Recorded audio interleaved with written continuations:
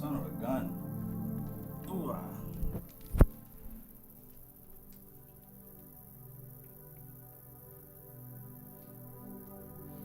Greetings.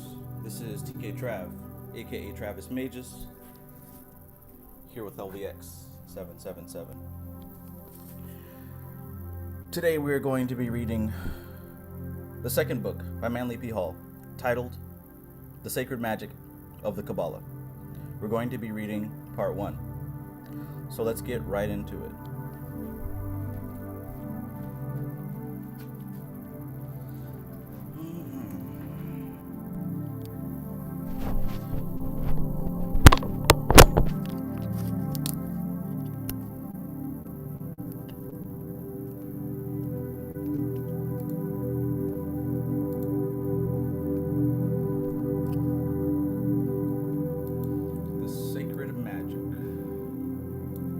Of the Kabbalah.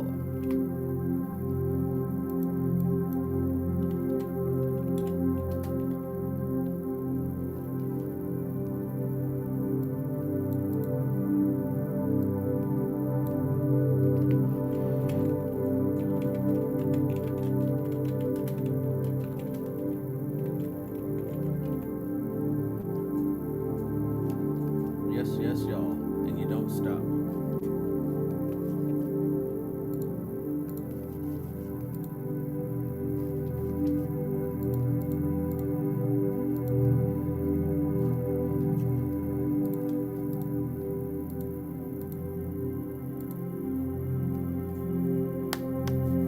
About to get into it here. I appreciate your patience. Today has been quite a busy day. You know, my city is on fire right now. The chemical plant downtown has caught on fire, and it's a big deal. A lot of people had to be evacuated. Where I live is just outside of the recommended zone for evacuation, so we're gonna chill here for a while. But yeah, pretty interesting. Earlier in the day, you could see this gigantic pillar of black smoke filling the air. Then they set out the alert on everybody's phones. You know those automatic alerts that like ring super annoyingly? But yeah. Always something, I swear, always something. But in any case, while the city burns, we're going to be studying the sacred magic of the Kabbalah. So, I hope you guys are ready. We're going to be doing part 1. And I think I got everything I need. Volume should be straight. Mic check, mic check. Let me know how the volume is. Dub VT, peace. Alicia M, peace. Midnight Mina, peace. Richard Tracy, peace, brother. Welcome. Good to see all of you guys. Lance Benefield, peace, peace. Always good to see you, brother. Yeah, let me know how we're going. We're about to tap into this in just 60 seconds. I'm just putting the chat window on, and we'll be good to go.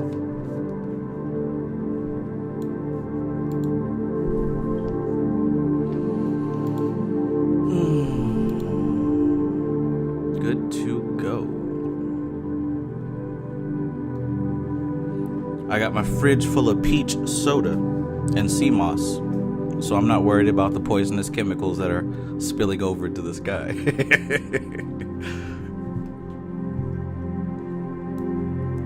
Bobby Hemmett said peach soda can heal you, and Dr. Sebi says sea moss can do the same. So I'm gonna go with it. I'm gonna go with it. But you guys know me, truth be told, I ain't worried about a damn thing. When it's time to die, it's time to die.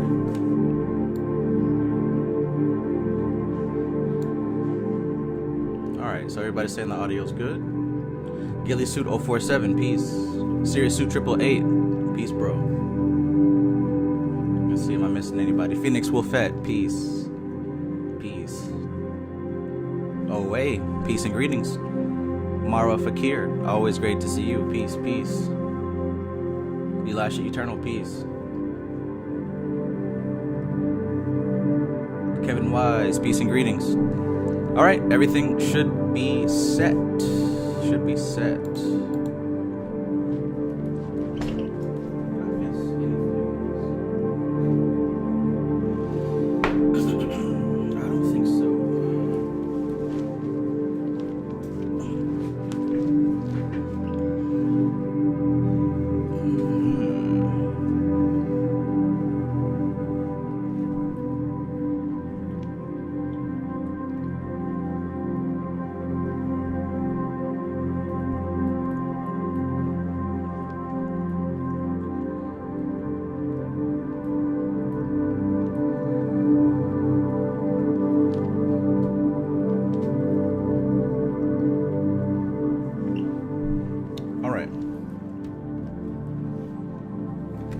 The Sacred Magic of the Kabbalah by Manly P. Hall.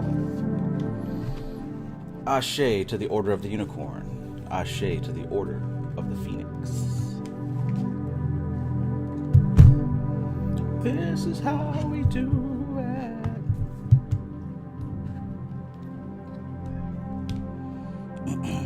Kev Rose, SS God, peace. I am that I am, peace.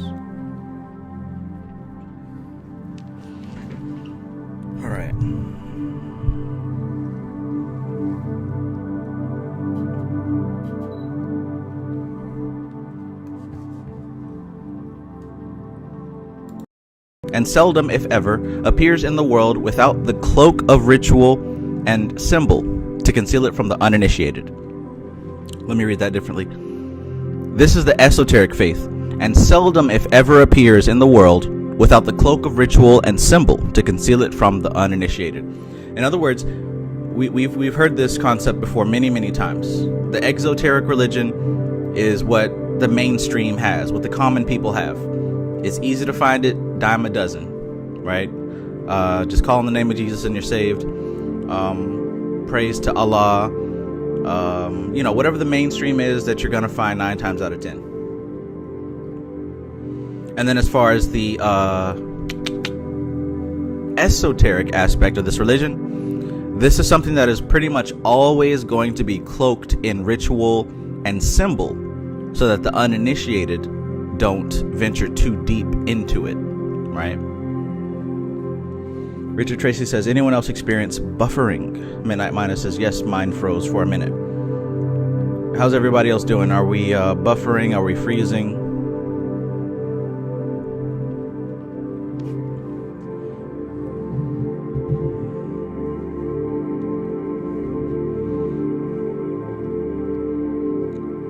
I'll manifest a more convenient way to do this eventually, but I'm working with OBS Studio for these live book readings. Usually just work with Zoom, but OBS seems to add more of a strain on my Mac than the others. Okay, now, the video, if it's choppy, whatever. As fascinating as I am to look at, what's most important here is that the voice, that the audio comes through, that the book read itself is coming through. So as long as that's not choppy, I'm fine.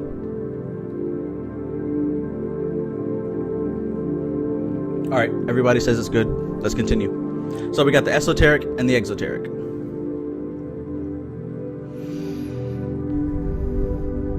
The esoteric faith occupies the same position with respect to religion that the spirit holds in relation to its bodies. The bodies bear witness of the spirit. Through the spirit comes the life which animates and vitalizes the bodies. And if you guys recall from the previous book read, we talked about the different bodies of man. Physical body, etheric body, astral body, mental body, causal body. Right? So when we're talking about the bodies, because notice he says bodies plural, he's not necessarily saying the bodies of all the population. He's talking about the bodies of the individual. So check this out.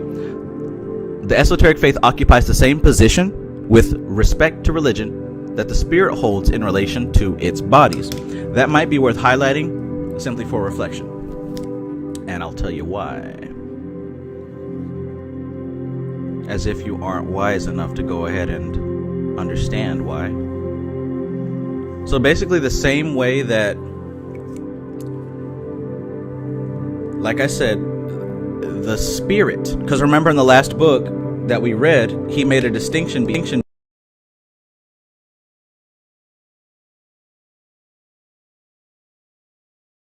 Excuse me, the spirit is the unchanging, that is eternal, that will never dissolve, never die.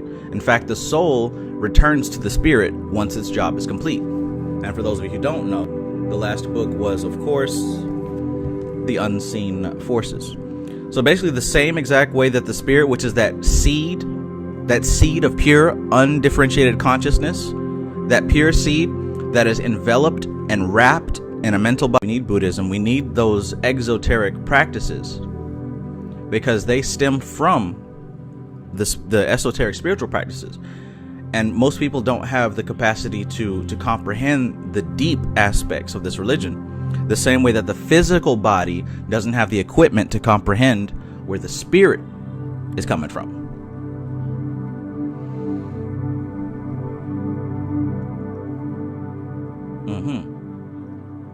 Alligator, peace, my brother.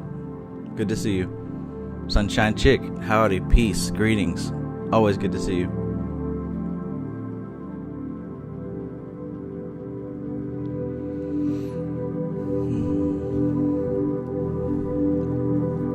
All right, so let's keep going. The bodies bear witness of the spirit. Through the spirit comes the life which animates and vitalizes the bodies. These bodies are often referred to as Matthew, Mark, Luke, and John, the witnesses or recorders of the life and spirit. Now, I legit have never heard that before. Damn, son, where did you find this? Let's get into that. Through the spirit comes the life which animates and vitalizes the bodies. These bodies are often referred to as Matthew, Mark, Luke, and John, the witnesses or recorders of the life of the spirit. Man's four bodies are the evangelists which go forth bearing accurate witness to the spiritual life that animates and gives power to them. All right. Let him cook. Let's see where he's going with this. Because I'll go ahead and admit, I haven't heard of the four apostles in relation to the four bodies. I have heard of the four apostles in relation to the four elements. I have heard that. I have heard the four apostles in relation to the four fixed zodiac. I have heard that. So I guess, if we put it all together, Matthew, Mark, Luke, and John could also refer to the four bodies: physical, etheric, astral, and mental. That's cool. Anamali, peace. Always good to see you. In a similar way, the body religious bears witness to the life spiritual. Nicole Berkeley, peace and greetings. Nicole Berkeley says, sounds like Neville Goddard's interpretations.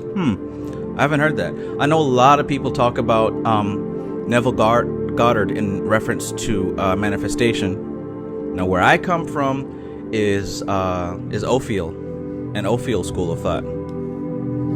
And I'd have to give credit where credit is due. I was talking with Apollo Soul earlier, someone who I work with, and she mentioned that even Philip Cooper's writings come very heavily influenced by Ophiel. So if you guys recall the Ophiel books that we studied, hey, Philip Cooper pulls a lot of information out of Ophiel. References hard. And if you look back in Philip Cooper's work and also back in Ophiel's work, you will see a lot of reference to the elementals. Now, Ophiel, however, doesn't give a lot of his references. I've got some of his work that was not really published in books. If you guys know what I'm talking about as far as what's it called? He's got these extra papers aside from his books. You can get them on eBay. They're like $150. But in those papers, he does give more references. But yeah, I haven't really studied Neville Goddard. But if I were to say, just like martial arts, you've got these different schools of technique, I would say that Neville Goddard is like a very mainstream manifestation source. Ophiel is a very esoteric source of manifestation. Richard Tracy says essays. Yeah, like there was a specific name for them. It escapes me right now. I'm looking at them over there, but I don't remember what they're called. Anyway, if you look up Ophiel Vignets, they're called Vignets, Vignetts. Ophiel Vignets on eBay, you should be able to find them. MC Maestro, peace, my brother. Good to see you.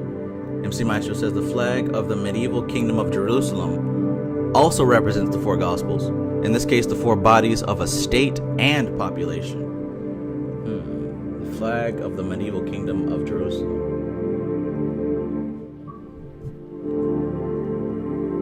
Okay, let's keep going. The world recognizes only the body, while the wise and initiated few study only the spirit.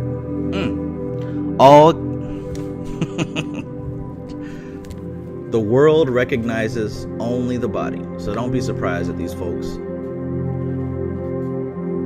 The wise and initiated few study only the spirit. All concrete or visible things belong to the world of effects. All concrete or visible things belong to the world of effects. These are studied by the esoteric student, only that he may discover through them their invisible cause. True esotericists follow the Aristotelian method of reasoning, using the visible only as a means whereby to know the invisible, studying the multiplicity of effects to become mentally and spiritually aware of the unity lying behind the diversity in nature. Studying the multiplicity of effects to become mentally and spiritually aware of the unity lying behind the diversity in nature. So look, if all concrete or visible things belong to the world of effects, and the world recognizes only those effects, right? Only the body, it's not deep to sit here and look at and analyze the obvious. That's what anyone and everyone does. What the esotericist does, what the initiated does, is acknowledges and observes the multiplicity of effects in the world and looks for the unity, looks for the similarity, looks for the connection, the relationship, the pattern.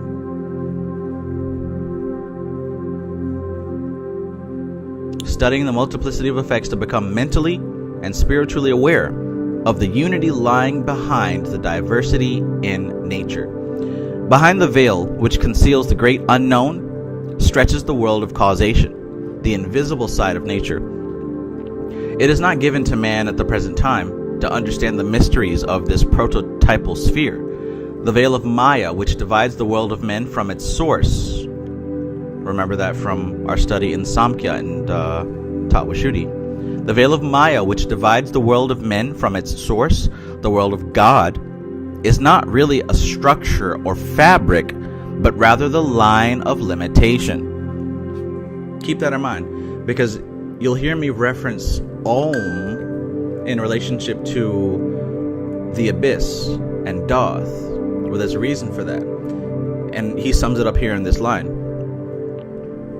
Line of limitation, right? The veil of Maya, the veil that divides the world of men from the world of God, the veil of Maya, it's not literally a veil. It's not a structure. It's not a fabric. It's not a thing. There's not a thing out there. When people, even the flat earth people, when they talk about the firmament, it's not a structure. It's not a thing. It's the boundary of human perception. It's the boundary of the ego's reach. That's as far as you can go with the ego mind. That's the veil of Maya. The ego, the five senses are not designed to go past that. They will disintegrate. What goes beyond that is something more refined and more pure. Unrefined consciousness, the seed of the spirit that is inside of everything that lives. The things that lie beyond the hypothetical circle which surrounds man are unknown because they are too attenuated and subtle to be recorded by the senses. That's why. The things that lie beyond the hypothetical circle which surrounds man are unknown. Why are they unknown? because they are too attenuated and subtle to be recorded by the senses thus far developed by the human race. Now check out what he said there. Thus far developed. On our path of evolution, there will come a time and a space where we're able to perceive more and more of this unknown.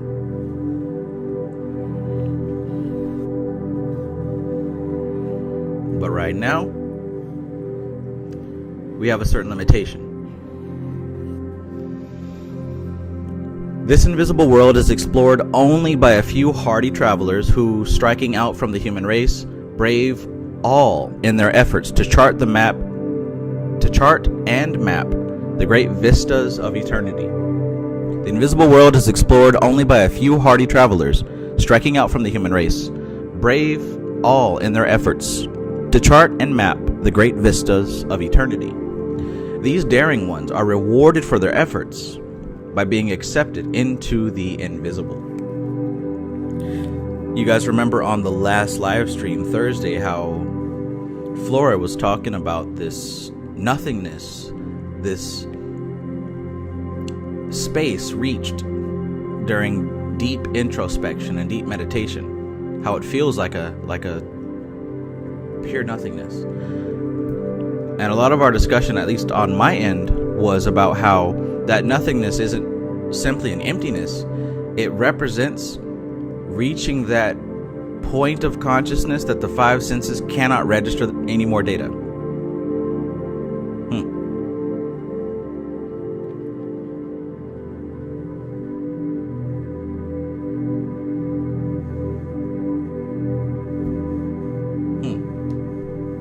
What do you guys think about that so far? MC Maestro says, sounds like Tifereth vision. Yes, I can see that. It is through Tifereth vision that we get across the abyss.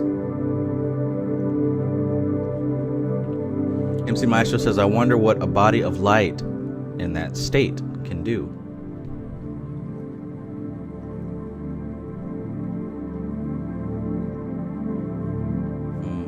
Timon, peace. Richard Tracy says, that was great interpretation and explanation. Enjoyed listening to the both of you speak and learning very much. Yes, that was a lot of fun. I like that. And hopefully we can keep doing that. So,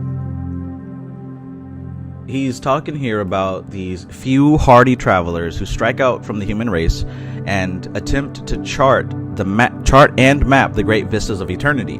Notice this is a book about the Kabbalah, so this is where he's going.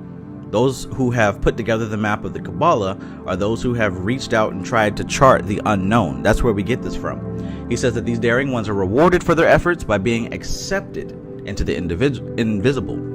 They become citizens of two worlds and are known as the initiates and masters. Only those who have gradually learned the subtle laws of the invisible nature are permitted to pass beyond the veil. Who passes beyond the veil? Only those who have gradually, not in one TikTok video, those who have gradually learned the subtle laws of the invisible nature are permitted to pass beyond the veil. Now again, he said that the veil is not an actual structure. It represents the line of limitation of human consciousness. So to be accepted beyond the veil is not to be approved by somebody.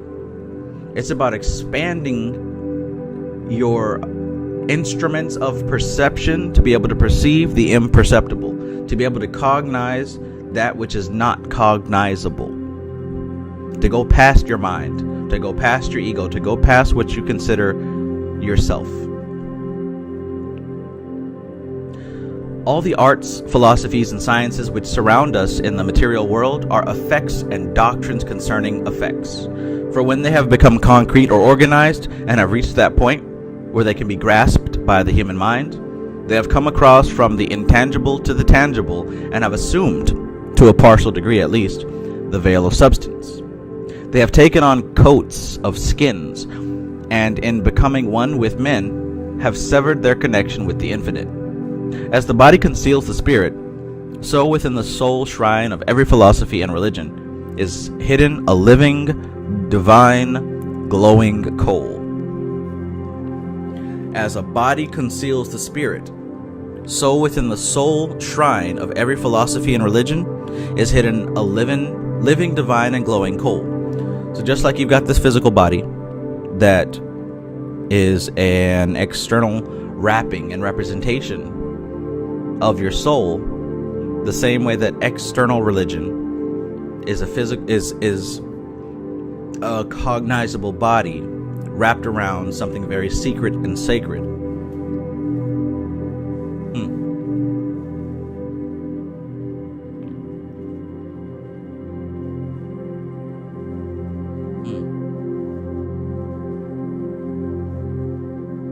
Peace, Stray Panther. Hope you're having a good evening.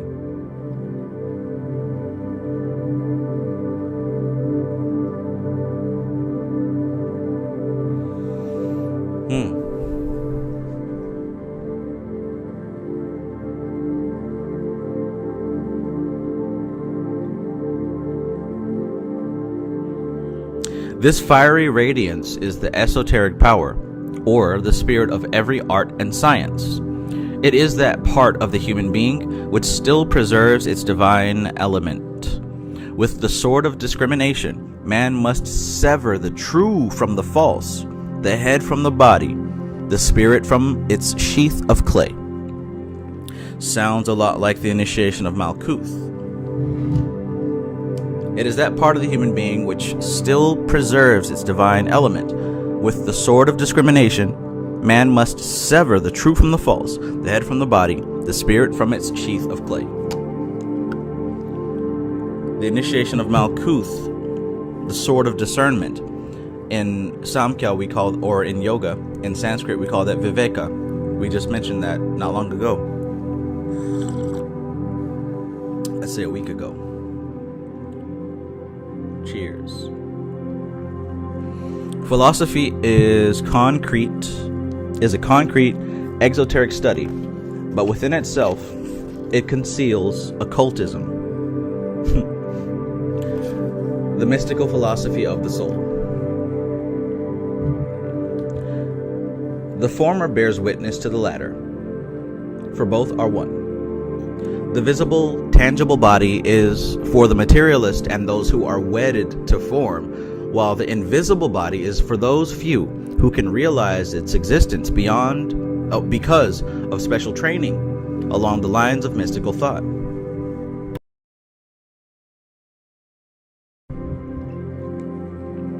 So there is an initiated few who can realize the existence of the subtle because of special training along the lines of mystical thought. The craft mason with his geometry conceals behind his exoteric rituals the geometry of natural law. Beneath chemistry, alchemy lies hidden, waiting to give those who can search its depths the secrets of spiritual transmutation and the chemistry of life.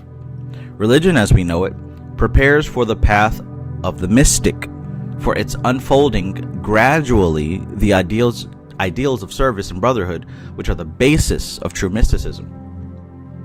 So the world would have you think that alchemy is primitive, make-believe, almost chemistry, and chemistry is this advanced and evolved practice, when in truth, chemistry is the exoteric version. Chemistry is what's given to everybody. Alchemy is for those who transcend chemistry and are able to understand the spirit of chemistry itself. It's always funny how the esoteric aspect of reality is looked down upon as something to not be taken seriously. It's supposed to be that way. Anthony Hardy, peace. Anthony Hardy says, I have to get this book. Thanks, Trav. Yeah, anything you're going to find with Manly P. Hall's name as the author is going to be rewarding. Alchemy Gold, peace. Long time no see.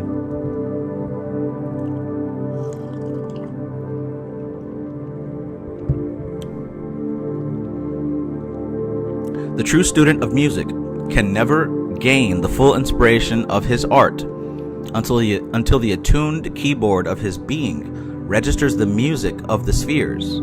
For these are the eternal harmonies in nature. No artist has ever really learned color, no lawyer or physician his profession, until its hidden side has been understood. And no student of modern religion can unlock his sacred books without the twofold key of the Kabbalah. No student of modern religion can unlock his sacred books without the twofold key of the Kabbalah.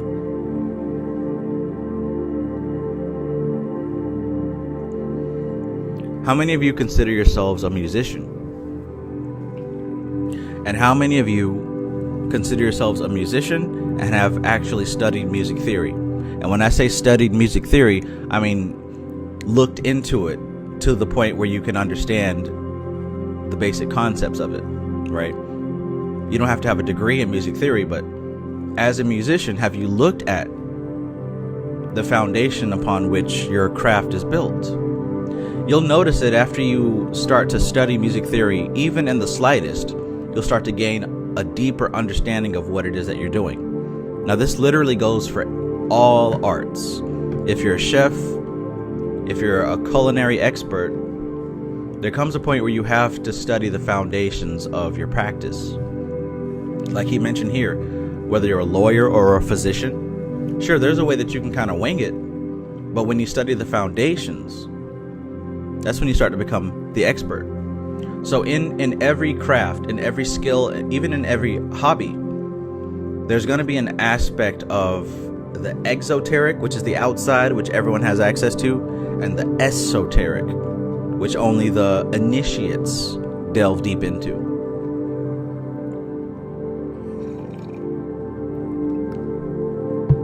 Yamaika, peace. Yamaika says, the fact that I voted for this book and it has yet to arrive. Yeah, Prakriti playing games, huh?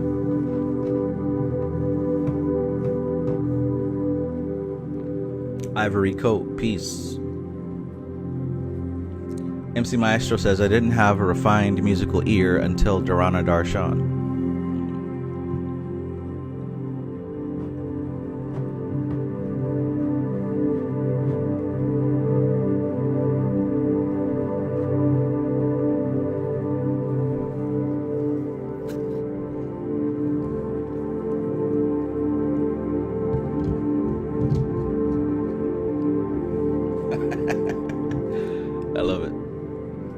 Richard Tracy says, Bruce Lee said, I do not fear the man who's practiced 1,000 kicks once.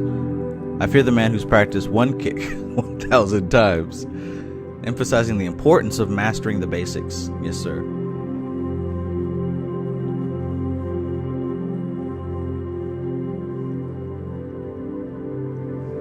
Yeah, Micah says, I ordered late, and I just got delivered tonight, I think. Gotta get home and check. Well, there's actually 4 parts to this book, and I'm only reading the first part today, so you're still good. Ivory Coast says, I ordered this book as I've missed you, Trav. I'm a long-time follower. Pablo X69, peace, wholeness, and compassion. Alright, let's keep going. Let's keep going.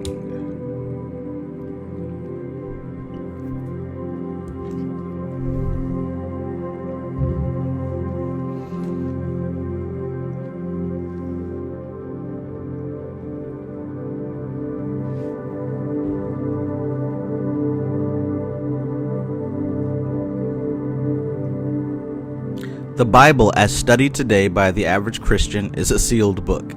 There are few who can sense its meaning, for we can see and understand only those things which are already part of our own natures. From the time of Moses, the Jews preserved by oral tradition certain spiritual laws or mystic principles, which, when applied to the exoteric documents of Scripture, reveal to those able to use them the unseen spiritual wonders of the invisible.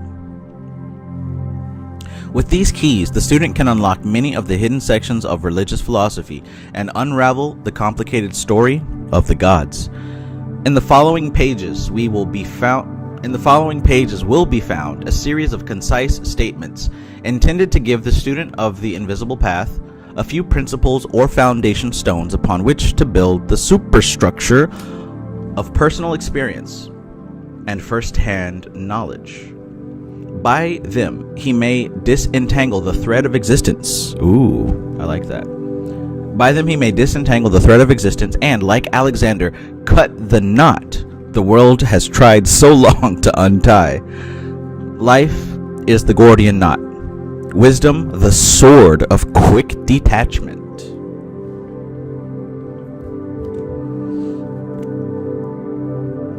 Life is the Gordian knot. For those of you who have never heard that phrase, it won't hurt you to do a quick Google search on the Gordian knot.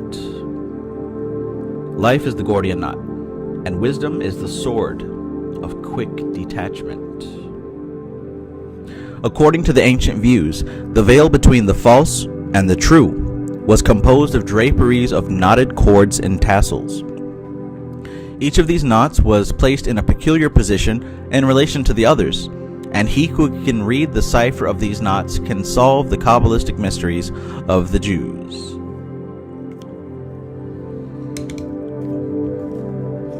I mean, it's been around a lot longer, but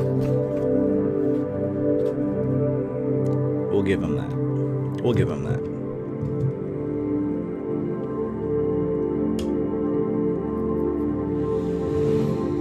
Everybody in the club getting tipsy. Everybody in the club getting tipsy. All right, so let's embark upon part 1 of this text. Keys of the sacred wisdom. Society ejects. Peace, brother.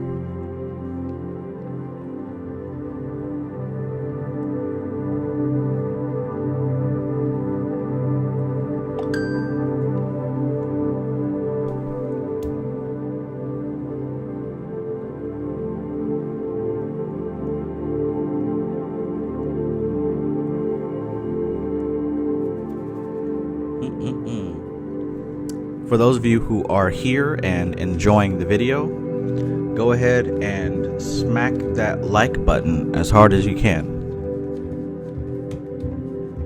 Otherwise, it won't really register and would be a failed attempt.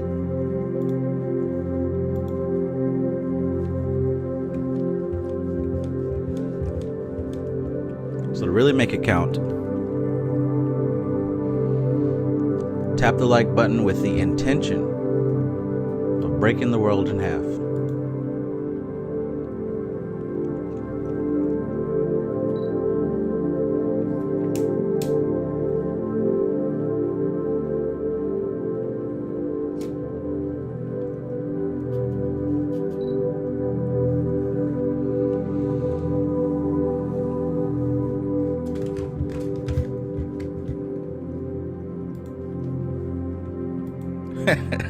Yeah, Micah says, break yourself, hit the phone. Don't actually break your phone, of course.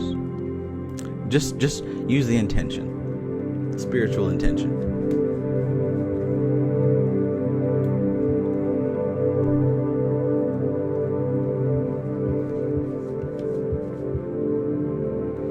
Alicia M says, first thing I do always, 100. I appreciate you. Thank you so much. Good stuff. All right. Keys of the Sacred Wisdom, Part 1. In studying the sacred sciences, the first point that the student must understand is that they will give him no powers or opportunities greater than those which he has prepared himself to receive by the life he has lived. I like the way he puts that. It's practical. It leaves room for the imagination to expand. But most importantly, it emphasizes how important it is to do the work. You don't get something for nothing. You don't get a participation sticker. Let's read that again. And notice now we've gotten to the numbered verses. Now this was written before the mystical Kabbalah. It was written before Gareth Knight's book, The Symbols of... I forget the name of it. But anyways, in studying the sacred sciences, the first point that the student must understand is that they will give him no powers or opportunities greater than those which he has prepared himself to receive by the life he has lived. So what have you prepared yourself to receive, especially according to the life that you've lived? The daily life is the test of the student, and until he lives true to the laws of the mystic temple builders, he can never gain anything from the study of the Kabbalah. For the esoteric wisdom is not a series of intellectual facts, but a living spiritual thing which can be recognized only by those who live and think in harmony with it. More than just an Instagram or Facebook post.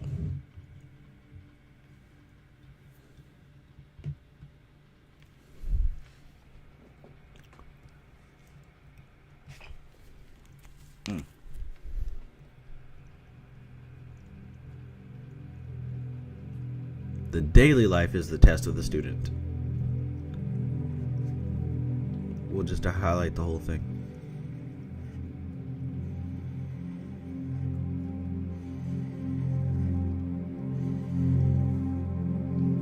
For the esoteric wisdom is not a series of intellectual facts, but a living spiritual thing, which can be recognized only by those who live and think in harmony with it. Your thought process has to come into alignment with Kabbalistic principles in order for it to work. You can't say that... Somebody once posted on my YouTube about how initiation into Hermetics is make-believe, it's fantasy, and it doesn't work. But like, the truth is, man, you're putting yourself out there. This stuff works as you work it. To say that initiation into Hermetics doesn't work says that you literally didn't put in enough effort to make it work. So you're not really saying anything here except I didn't try hard enough.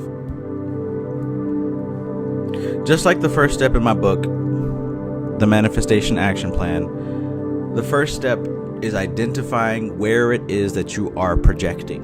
And until you do that, you will remain powerless in the field of where you are projecting. To blame a book for your failure. Come on now, what are you doing?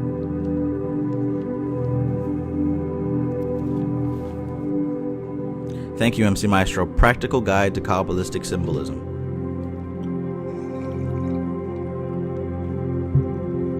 We've still got to go through part 2 of that. Well, I guess it depends, right?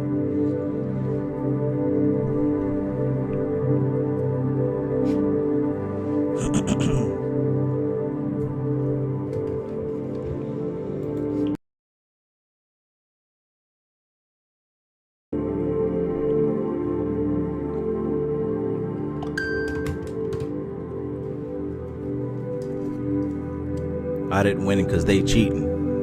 Really?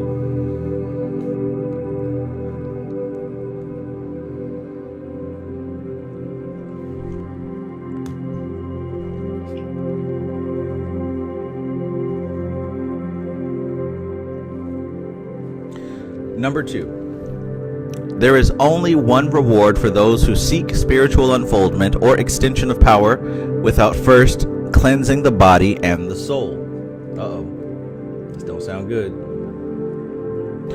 The very powers which the student draws to him in his studies will destroy him unless he is robed in the garments of purity. Unto the unpurified, God is a consuming fire. For wherever dross is in the nature, his power will burn it away. With the influx of the spiritual power, there is a great cataclysm in the body of man. And if he has not prepared it to the best of his ability to receive this light, his foolhardiness will precipitate obsession, insanity, and death. For broken bodies, nerves, and minds follow in the wake of broken laws. I love that. Let me read that again. If he has not prepared his body to the best of his ability to receive this light, His foolhardiness will precipitate obsession, insanity, and death. For broken bodies, broken nerves, and broken minds follow in the wake of broken laws.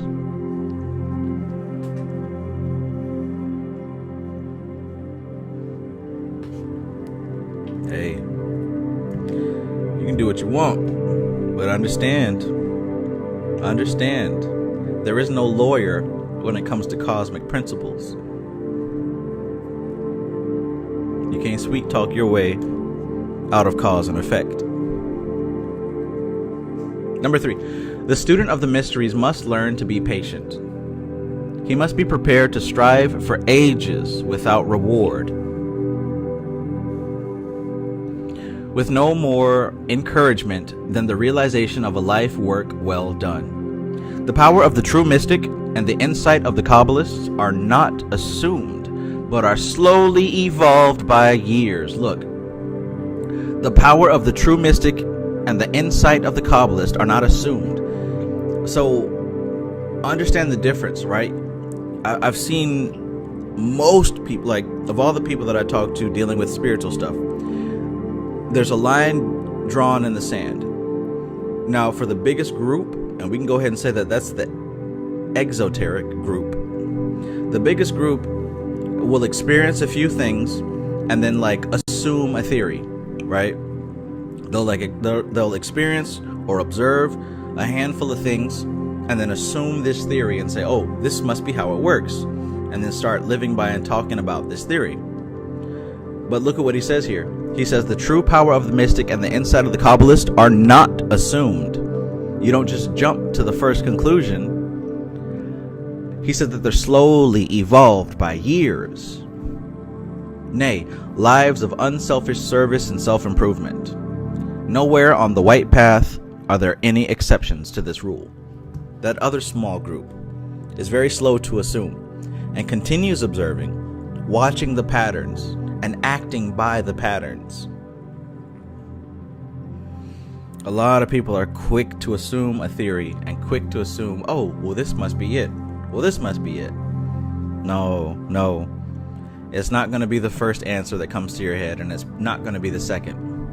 You'll find it out over time. The real question is, why are you in such a rush? Why are you in such a rush to figure everything out?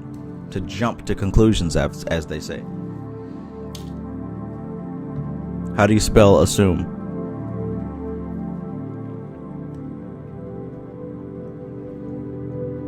A trope of peace.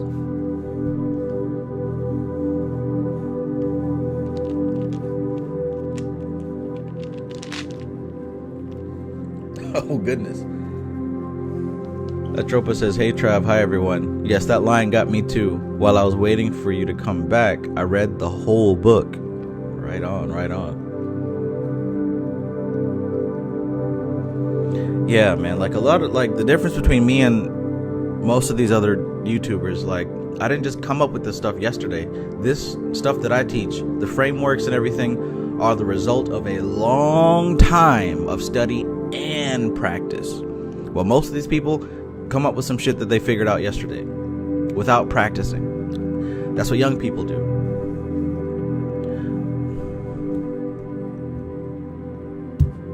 But in any case, understand that if you really want to understand occult principles, esoteric principles, they're distributed to you over time. That's the nature of these teachings. It's distributed over time.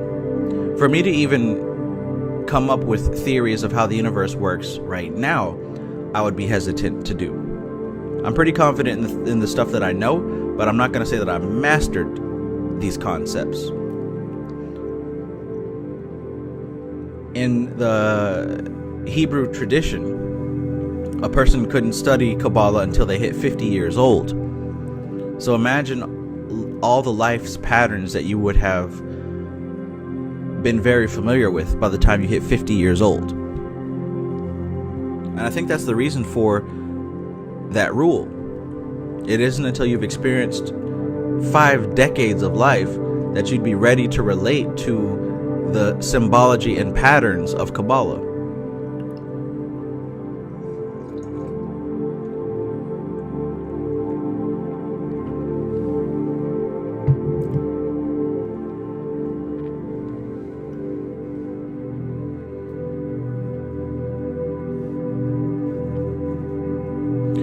Tropa says, I'm living by that to not assume and watching closely and digging deep. Yes.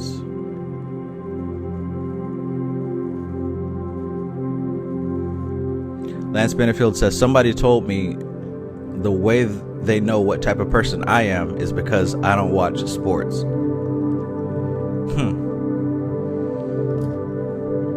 Yeah. Limited information. Trying to figure out the world. Y'all Micah says, I don't know ish. Me neither. I'd rather say that.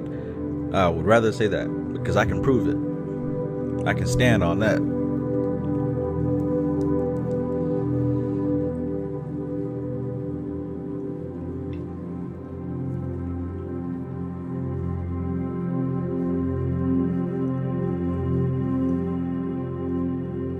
Number 4, the ancient Kabbalistic magic of the philosophers had nothing to do with the fortune-telling, divination, or the so-called art of numerology, for such things were said to be of the earthy, and it was considered a prostitution to make these great spiritual things serve the human side of nature. Beloved, can I give you a reading? Beloved, you look like you need a reading. That's considered prostitution of the divine spiritual wisdom. Let me give you a reading, beloved. $30 for a reading, $50 for a reading. Allow me to melt your chakras. How many people remember when they were selling chakra melting on Facebook?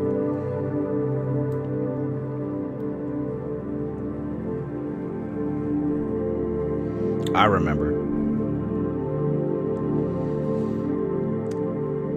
The ancient Kabbalistic magic of the philosophers had nothing to do with the fortune-telling, divination, or the so-called art of numerology, for such things were said to be of the earthy, and it was considered a prostitution to make these great spiritual things serve the human side of nature.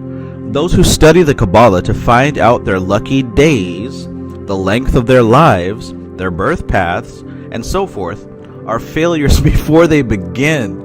Yikes. Failures before they begin. This was written long before the internet and damn near before the television. Right? This wasn't written last year, 10 years ago, 20 years ago. This was written in 1920 something. So the same things that we see today were the same things that were happening back at 100 years ago, basically. Nothing new under the sun. Let me read that again in case you didn't get your feelings hurt. Those who study the Kabbalah to find out their lucky days, the length of their lives, their birth paths, and so forth, are failures before they begin. They prove beyond the shadow of a doubt that they are not worthy or prepared to receive the guardianship of the sacred teachings. For man cannot know the truth until he realizes the value of it. Man cannot know the truth until he realizes the value of it, nor can he be wise while he seeks anything else but wisdom. You can't be wise when you're looking for something else. That is not wisdom.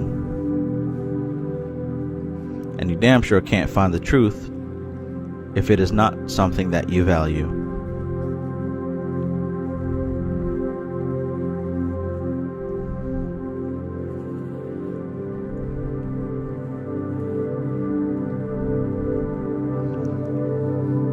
Slumber.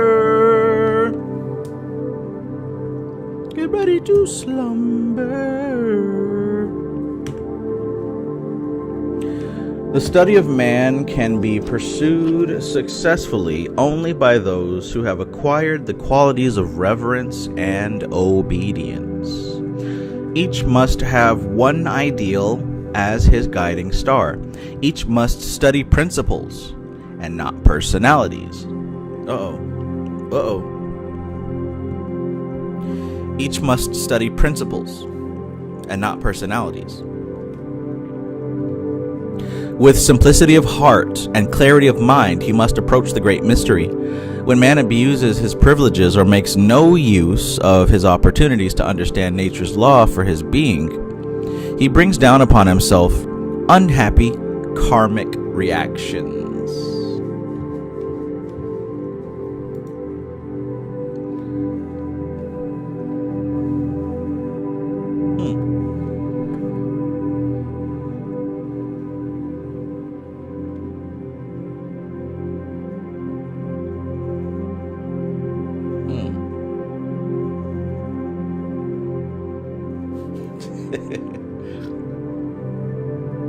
Beloved, your ancestors have told me that you require a reading, and someone has put a curse on you, and I will solve that curse for the low, low price of $100.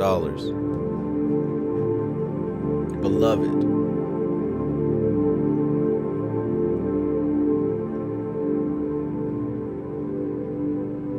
Elisha Eternal says he throwing those jabs, LOL.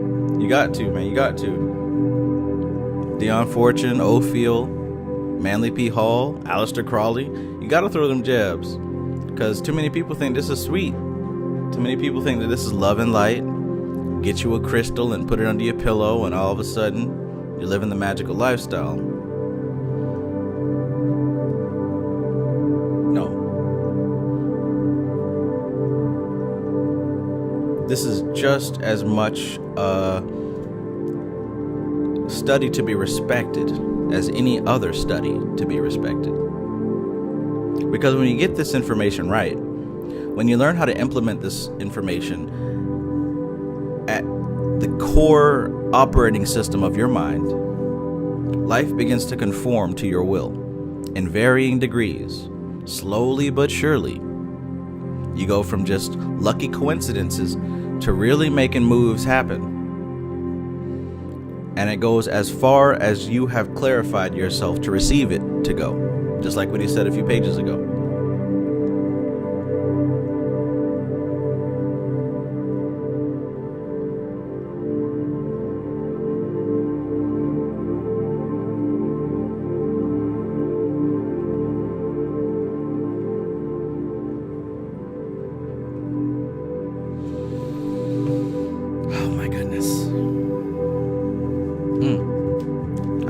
Check the YouTube. Let me see. All right. Quite a few people in the building right now.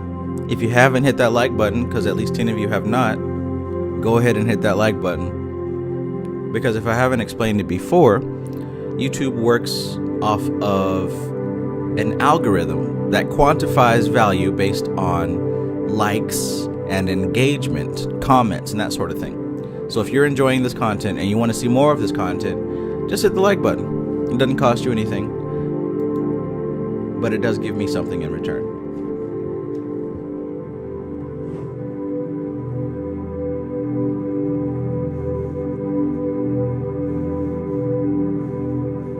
Oh, damn. Atropa says, I also can't learn from someone that can't control their primal emotions. That just happened last night. Dude was yelling because they asked a question that he thought they should automatically know. Sheesh. Imagine how he treats people in his personal life.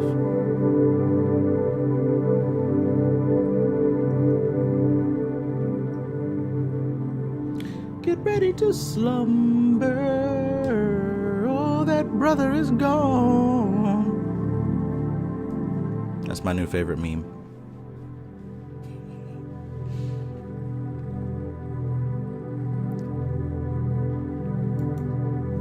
Does anybody else know the slumber meme? When somebody gets knocked out and they sing that heartfelt gospel song.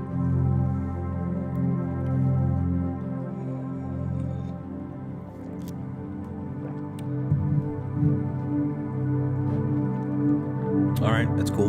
Won't be the first time that I'm the only one that knows an inside joke. Let's keep going.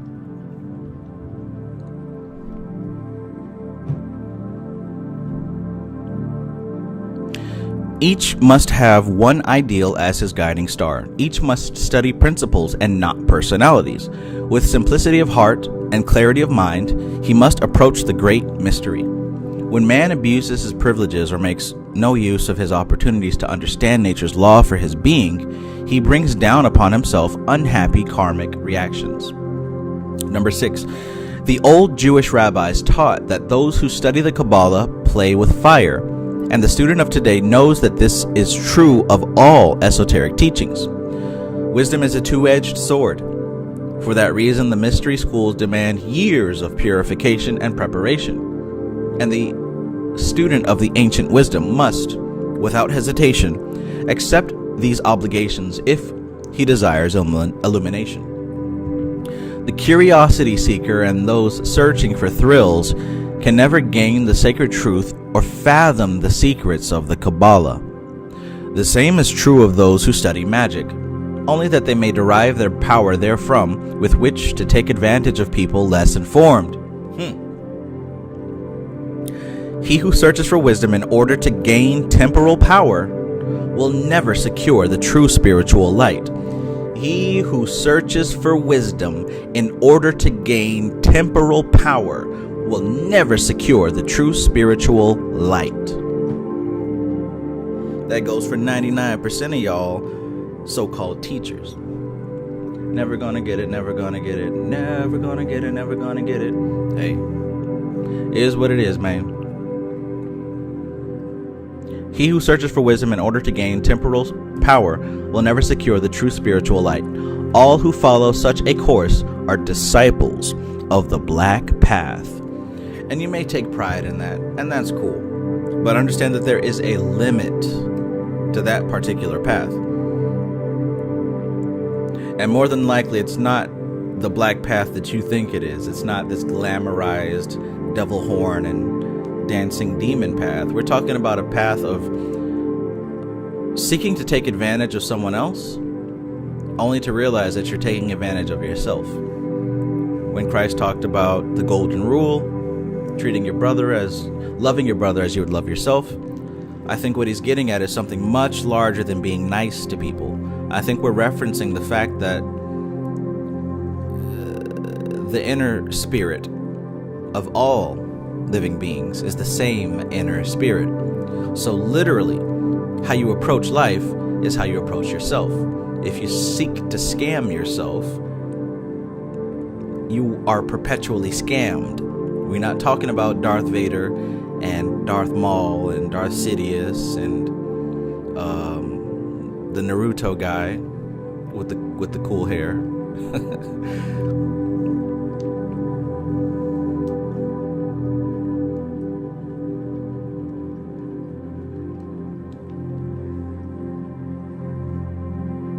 I'm just saying. I mean, it's a difference. It's a difference when we really think about these villains from pop culture. Most of them aren't necessarily evil, right? Most of them are doing what, in their ideal, is the best thing to do, right? What he's talking about here is being a shitty person altogether.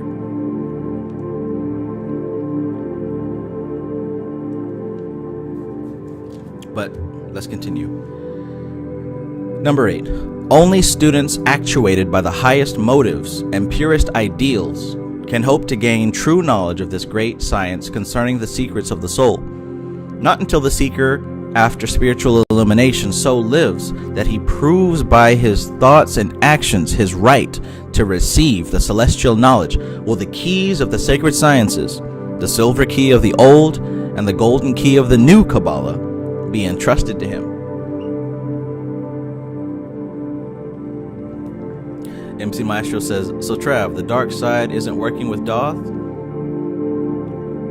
no. Hell no. Sometimes the dark side is working with Tifereth. Could we not say that Thanos was a Tifereth being, was a Christ being? Could we not say that Thanos was a Christ being? Could we not say that Darth Vader was a Christ being? We just watched the Super Mario movie last night. Could we not say that King Koopa was a Tifereth being? All right, expand it past what what the exoteric school of thought is telling you. Wasn't Frieza a Tifereth being?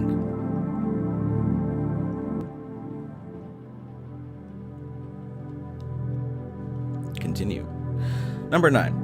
Man must cease his efforts to mold the universe according to his own desires and God's laws to temporal ends. Man must cease his efforts to mold the universe according to his own desires and God's laws to temporal ends. He must realize that he is wise who molds himself into the divine plan. And instead of drawing God and wisdom down to himself, he rises through the seven heavens like Muhammad ascending to the footstool of divinity. How many people are focused on trying to bring God down to them as opposed to rising up to meet God? What are you doing? What are you doing? Are you trying to bring down the universe to you? Are you trying to bend the universe to your will? Or are you trying to bend yourself to the will of the universe? Are you trying to expand yourself to have the capacity to receive the universe?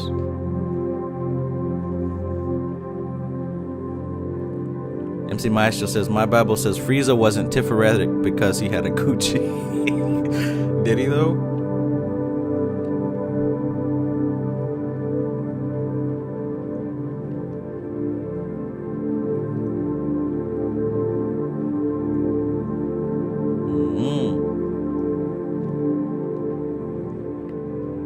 Frieza!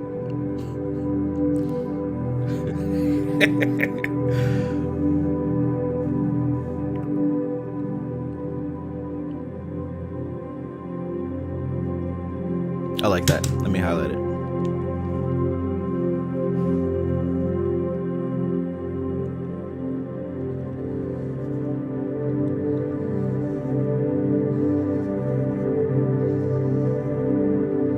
Get ready to slumber.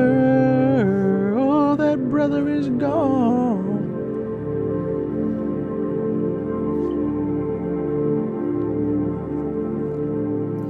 Richard Tracy says, I haven't thought about Frieza and DBZ for almost 2 decades.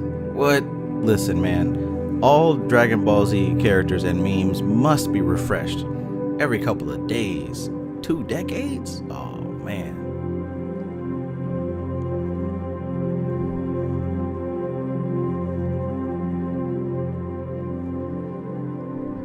Wonderful, wonderful. Nick Official peace. Nick Official says, no hand path. P.S. Respectfully, you look like a bad bitch, and I love it. Oh, thank you. Sly says, was reading the Kabbalistic Tarot for some time, then jumped onto this live. Perfect. 1010p. Awesome. Frieza!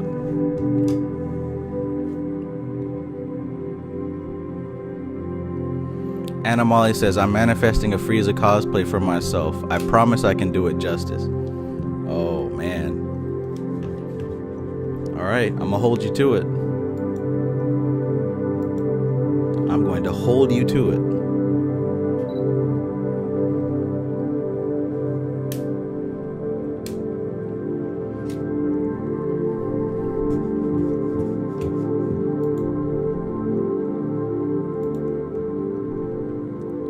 Bad bitch.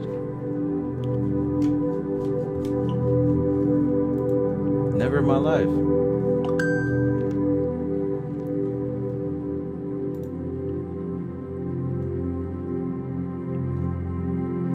Gregory Jones, peace. Gregory Jones says, bit late. What chapter are we on? We're on page 11. Page 11. This is part 1. Part 1, page 11.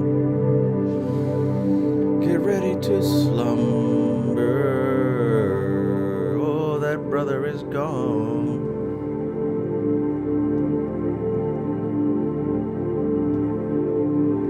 Number 10. The student must realize that a balanced intellect to hold emotional excesses in check and a harmonized body through which both the mental and emotional natures may find expression are essential to the understandings of a teaching which is harmonious and balanced. Only those who have been faithful in little things can ever hope to be given the sacred scepter of divine power, which makes them masters over greater things. That should sound familiar, right? That's a Bible verse. Who knows what Bible verse that is? Not you, Society Ejects. I know you know that Bible verse. Let's give somebody else a chance to find it.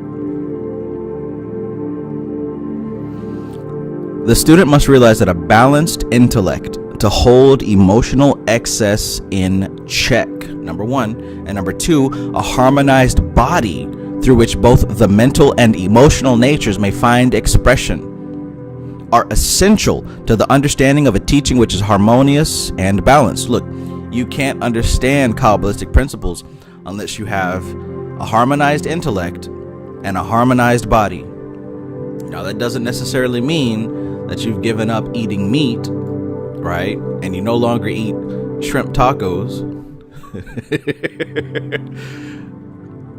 But there should be harmony and balance within the self. MC Maestro says, this is my first year of reading the Bible.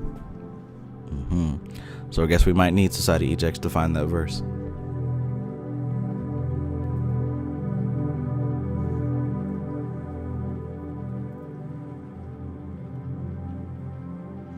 But basically it's the same thing. He says that only those who have been faithful in little things can ever hope to be given the sacred scepter of divine power, which makes them master over greater things. Elisha Eternal says, to whom much is given, much is required. And there's a particular verse where Christ talks about how to him who has a lot, I will give him more, and to him who has none, I will take away. If you search those words, you'll find the verse. All right, now, I know a lot of y'all threw the Bible in the trash, but y'all might need to dig it out, because it's a lot of gems in that book. A lot of gems.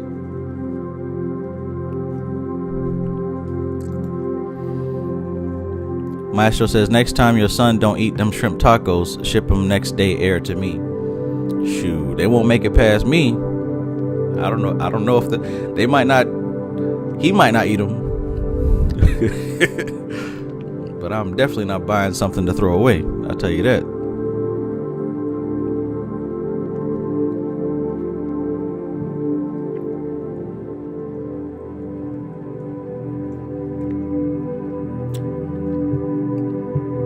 Yeah, Micah says, have an open mind in a couple of years. Yeah, man, crack that Bible open. Crack that Bible open. If none of these other so-called spiritual whatever people say it, I'm gonna say it. Crack that Bible open. There's a lot in there that is Kabbalistic, is esoteric. I know you're mad at the church, but don't blame the Bible. I know you're mad at King James, but don't throw the baby out with the bathwater. Jesus never did nothing to you. King James never did nothing to you. It was the pastor, the deacon, and the sisters at the church. Proverbs.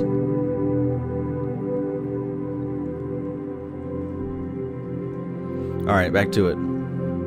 11. In the Hebrew alphabet, consisting of 22 letters, are the fundamentals of Kabbalistic knowledge. Each of the letters is composed of tiny flames joined together in various combinations. The number of flames to each letter ranging from 1 to 4. With the letters of this flaming alphabet, the student of the Kabbalah is first concerned, for they are the basis of a great fire-born doctrine. So right there we have a clue as to what element this language is entirely composed of.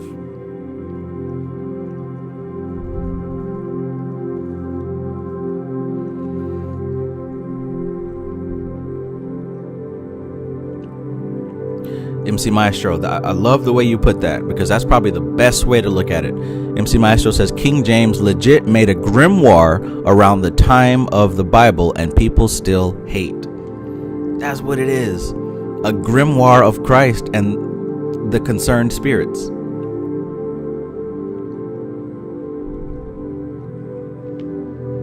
And for those of you who are new to the Bible, if you have one in your house, or if you're just going to get one for the first time, go straight to Proverbs and Psalms. Read Proverbs and read Psalms. And even look up Manly P. Hall Bible verses. This author right here will definitely break down the occult significance of the Bible to you.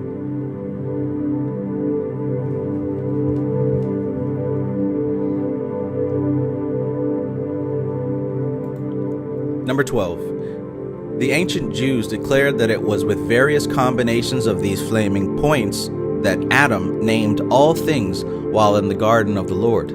The student of occult philosophy realizes that everything has both its own true name, which is its eternal word, and also a form or material name which changes with its manifestations. All the true names are based upon various combinations of Yod, the great fire flame. Yod is the primitive figure or hieroglyph of the Hebrew alphabet.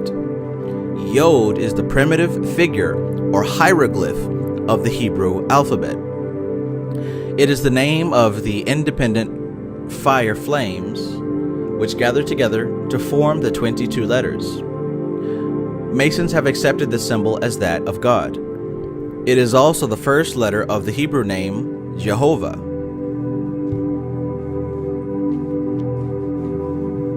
Yod He Vowel He. Yod He Vowel He, right? 13. These fire flames represent living forces among the creative hierarchies, which we know as the vitalizing or life-giving forces of nature. Elementals, maybe? Yod He Vowel He.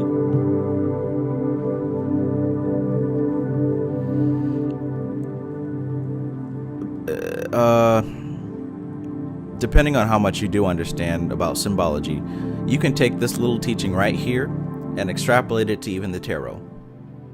The fourfold name of God, Jehovah, Yod He Vowel He, representing the four elements, also represents the four suits of the tarot, the four elements, the four fixed zodiac signs. This stuff all connects to itself. Devin Kroger, peace.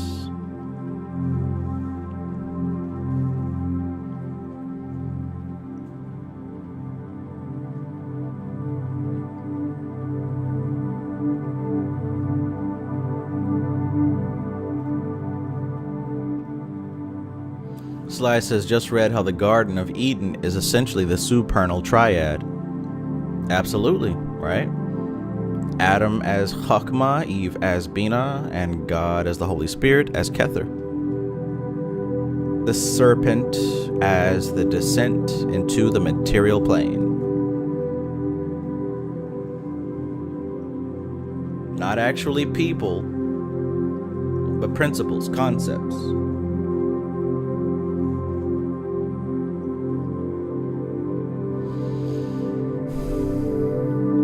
By the way, if you didn't catch that diagram right there, that's the fourfold name of God.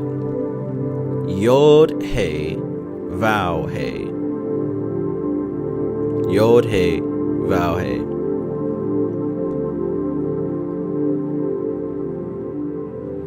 The masculine aspect, right, being vertical.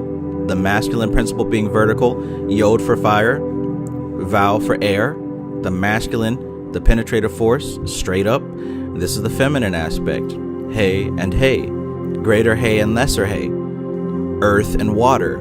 The feminine aspect. Horizontal. That which is penetrated. There's a lot of symbology in the name of God. It's not simply a name that somebody just put out there. This is symbolic and this means a lot. At the center point of this cross, something is formed. Something new is created that is greater than the whole.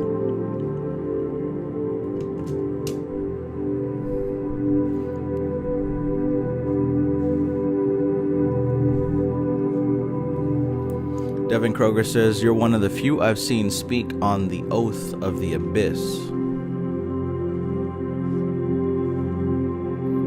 I'm willing to wager that not many people that make YouTube videos have reached that point.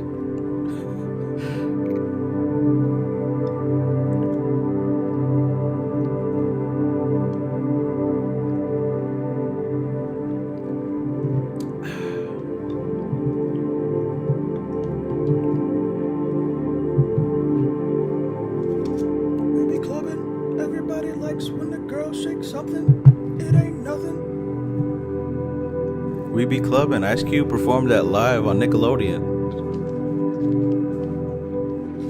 Alright, where were we? Jehovah. 13. These fire flames represent living forces among the creative hierarchies, which we know as the vitalizing or life-giving forces of nature.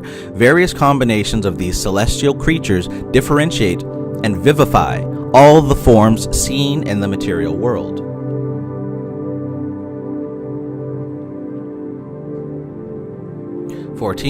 All differentiation is the result of various combinations of spiritual energies. All differentiation is the result of various combinations of spiritual energies, which cross and recross at different angles according to the receiving poles and centers within the evolving life. The various combinations of these forces in the invisible world spell out the archetypes of bodies, and these bodies become the consonants of the Hebrew alphabet. Keep in mind, when you're studying the occult, you're not learning anything new. You're expanding on your correspondences. If you've studied the occult for the past year or 2 or 3 or 5 or longer, you should have by now gathered some system of symbols that work together. As you are listening to what Manly P. Hall has written, try your best to connect the dots to what you already know. Nothing new under the sun. Notice what he said a few pages earlier about there's some people who study the multiplicities and the expressions of nature and all the million different things. Then you have others who are looking at the similarities to find the source from which those multiplicities spring from. There ain't a bunch of different stuff out here. There's just different interpretations of the same thing. That's why I constantly say all of matter is one thing. There's only one human soul. There's only one, and there's only one piece of matter. But the way that we observe this, we see it split into so many different fragments. That's what makes it the illusion. It's not split in different fragments. Matter is one thing. It's called Prakriti. Soul is one thing. They used to call it Purusha. But the uninitiated see a bunch of different objects and a bunch of different people and a bunch of different souls and a bunch of different energies, da-da-da-da-da. That's what the uninitiated sees. The initiated sees the unity of all things. Manly P. Hall said this a few pages ago. Just in case you joined the stream late, go to page 4. He literally says, the veil of Maya, which divides the world of men from its source, the world of God, it's not really a structure. The veil of Maya is not really a structure or a fabric, but rather the line of limitation. The things that lie beyond the hypothetical circle which surrounds man are unknown because they are too attenuated and subtle to be recorded by the senses thus far developed by the human race. When we're looking at this stuff with the 5 senses, of course we're going to see things as different. But when you begin to observe reality with the subtle sense of self, you see the oneness and the unity of all things. That actually wasn't the quote that I was looking for, but it still helped.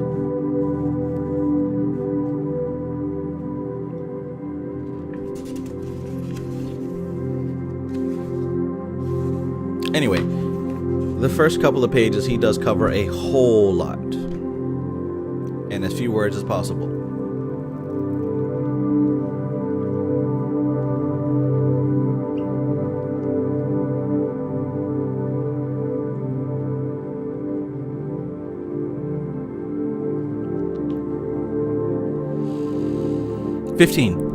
The vowel points, which were never written by the ancient Jewish people because they represented divine elements and were too sacred to be symbolized upon paper, represent the life centers which animate and give expression to the consonants or forms. In other words, there were only 22 letters in the Hebrew alphabet, but there were differentiations on how certain words were said. The vowels, right? We have vowels, A, E, I, O, U. In the Hebrew alphabet, there weren't specific letters for those vowels, but there were marks that they would put above the letters to indicate how it should be expressed. But in the earlier times, they didn't even write that because those subtle inflections of the word, the vowels, were too holy considered too holy to be written down. So in other words, you had to actually know it. You had to actually be taught it from one person to another. It had to be literally carried from one person to the next person, not learned in a book, not written down on paper.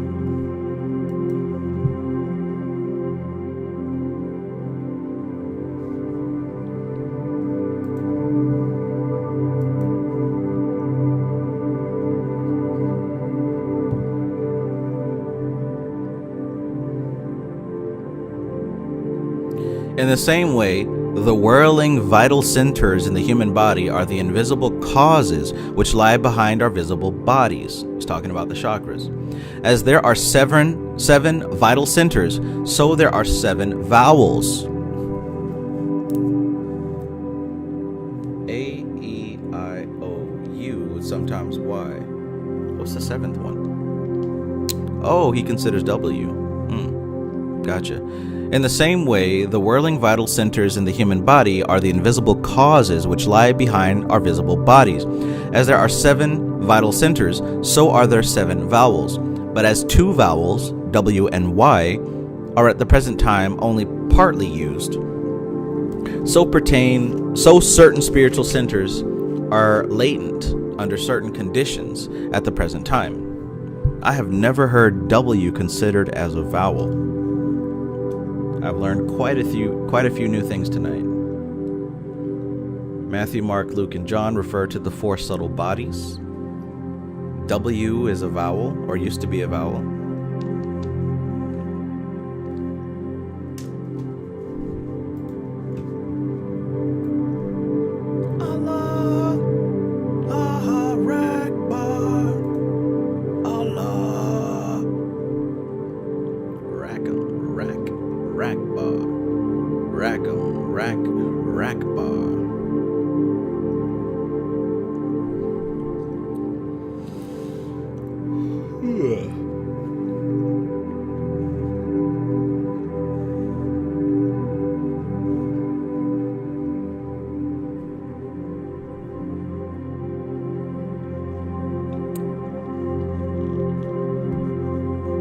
As no word can be formed without vowels, so no body can be built of consonantal. Okay. As no word can be formed without vowels, no body can be built of consonantal elements alone. Every body must have its unwritten but sounded and admitted life element, that missing piece. If you guys were present for the last live stream, I mentioned before about how basically magic works. You have the individual, the observer, and you have the object that is observed. And as you observe this object, a relationship is formed. A third party is formed. The observer and the object observed. As I play with this toy and give it life, room is made for a third aspect, the spiritual essence, to fill this experience. The same way that if you were to work with a goetic sigil, right? You can replace this with anything, whether it's a crystal, a stick of incense, your sage, your favorite song. The observer and the thing observed come together, form a relationship, masculine and feminine, and the child is born. That unseen, unspoken element of spirit that makes change happen, that moves matter. This is why we manifest and we invoke spirit all the time. It doesn't require a ritual. The ritual is life itself. Life is the ritual. Everything you do at all times is potentially invoking spirit. Don't have to be rocket science. You've been doing this since you were born. Kids are the best because they do it all the time. They can't stop doing it, just like we can't stop doing it. So when you stress over your bills, when you stress over the things that you're anxious and worried about, check this out now, the observer and the thing observed. You're observing those bills. You're observing that thing you're stressed out about, right? You're observing all the things that are making you afraid. What kind of spirit are you pulling down to fill that space? So here's me focused on my fears. I'm bringing down a spirit of fear to manifest itself in my life, to express itself in my life. That's what you're doing. Like I said in my book, which you should get if you don't have it by now, we are masters of manifestation. We're not masters of our thoughts. So yeah, you're manifesting all the time. But what are you drawing down?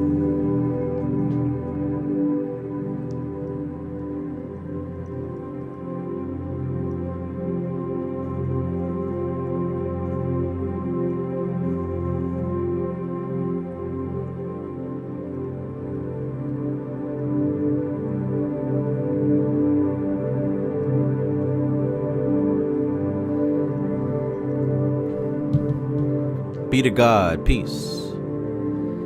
Richard Tracy says the biophotons directed from the observer, combined with intention and emotion, intermingles with the vibrations of the receiver of the observation, affecting the subatomic structure.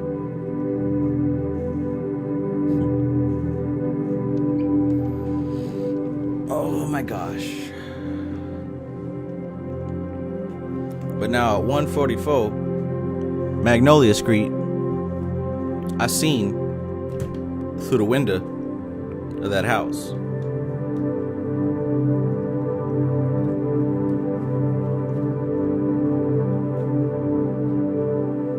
Unspeakable.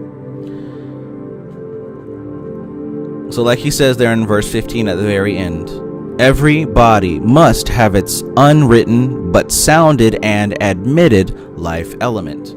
Number 16. The vowel points and their sounds, colors, and forms were grouped together by the ancients as the spirits before the throne and composed the unspeakable name of the unknowable God. In the Sanskrit, the 7 vowels are the Dhyani Chohans, radiating the life force of Fohat. That's worth study right there if you guys have never heard of that.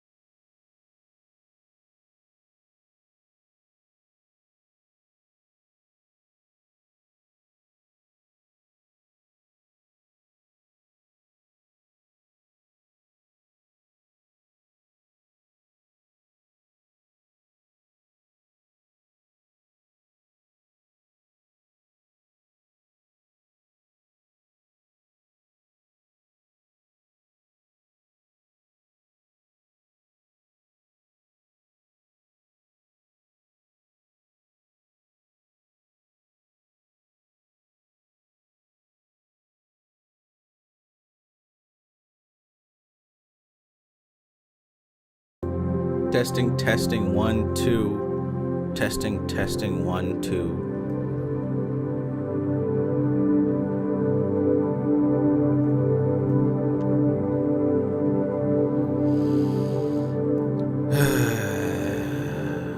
I suppose we're back now.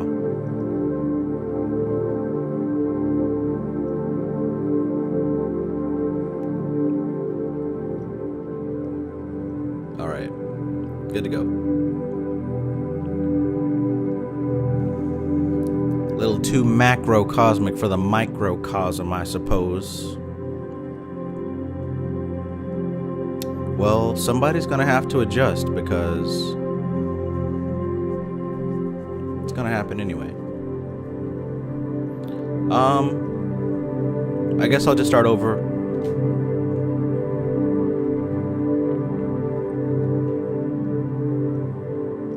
If you didn't catch what I said before, make sure you Google Dhyani Kohan's.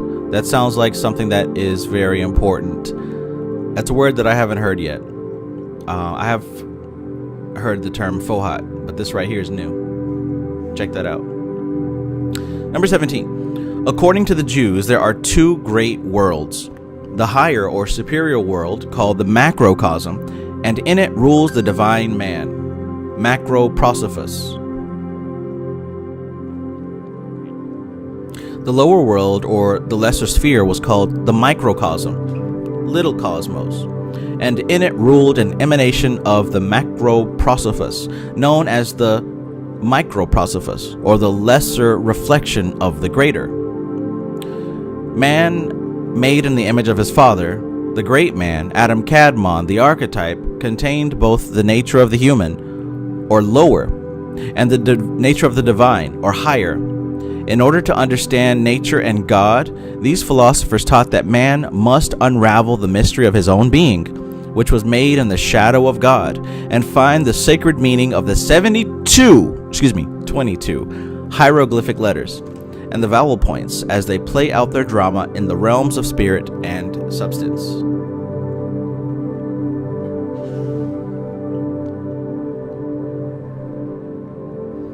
Ads, ADZ, peace.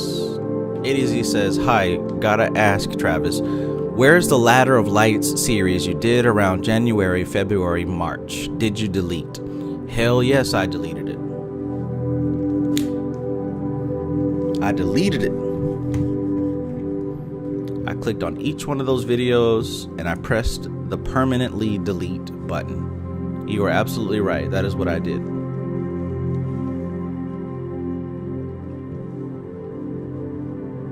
And that's also why I did not continue the mystical Kabbalah.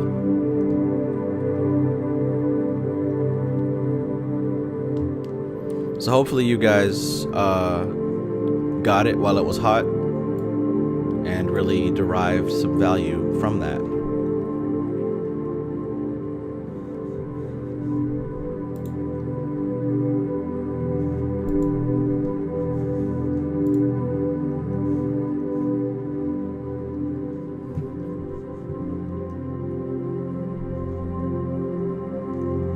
ADZ says, oh, why? Well, you know, I just don't think that people were really appreciating the type of high quality esoteric data contained in that text. It was really next level, and we just can't have that kind of thing floating around out here in the abyss. It isn't wise.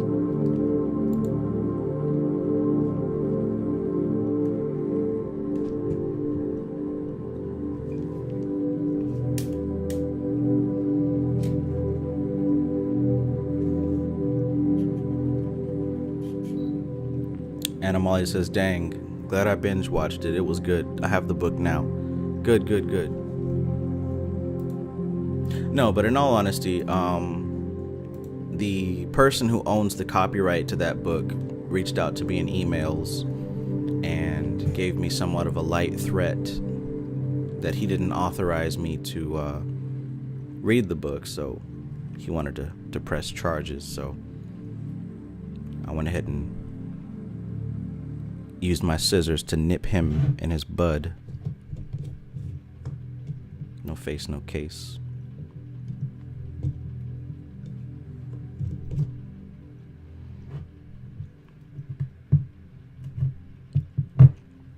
So yeah, it isn't necessarily legal to just sit here and read someone's book online. I understand that, but when it's done with the intent of teaching, with commentary in between the lines, it is still legal. But I didn't feel like going back and forth with this guy because I could already peep what kind of person he was based off of our short interaction. Wasn't worth it to me.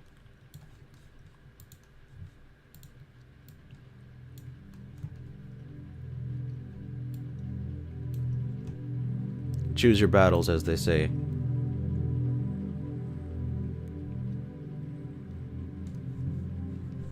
So like with this text, reading it straight out would be considered an audiobook, and that is a copyright violation unless it's authorized.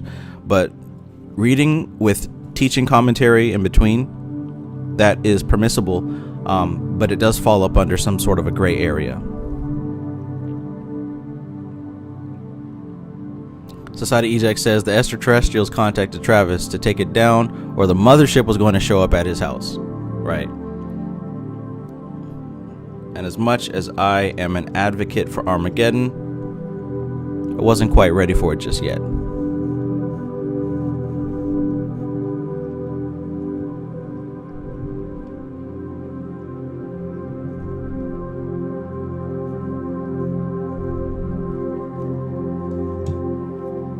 Give me one of them hot dogs.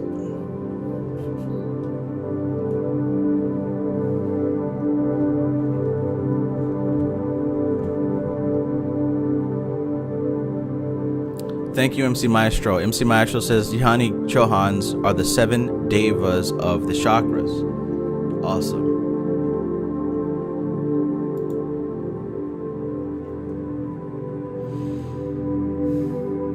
Okay, number 18.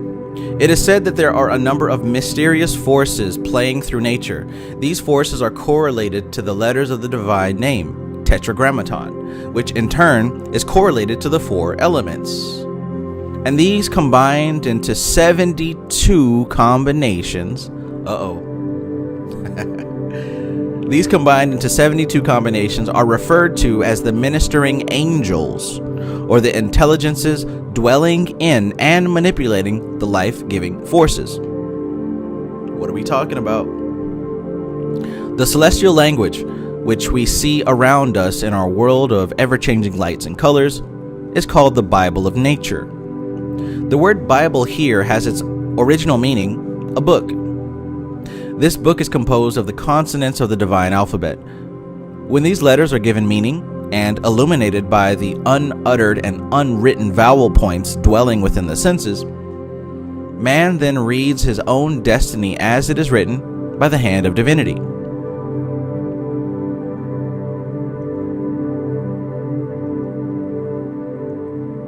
Number 19. All forms are composed of one substance. Didn't I just say that? Didn't I just say that? So y'all think I'm making it up. But Manly P. Hall agrees.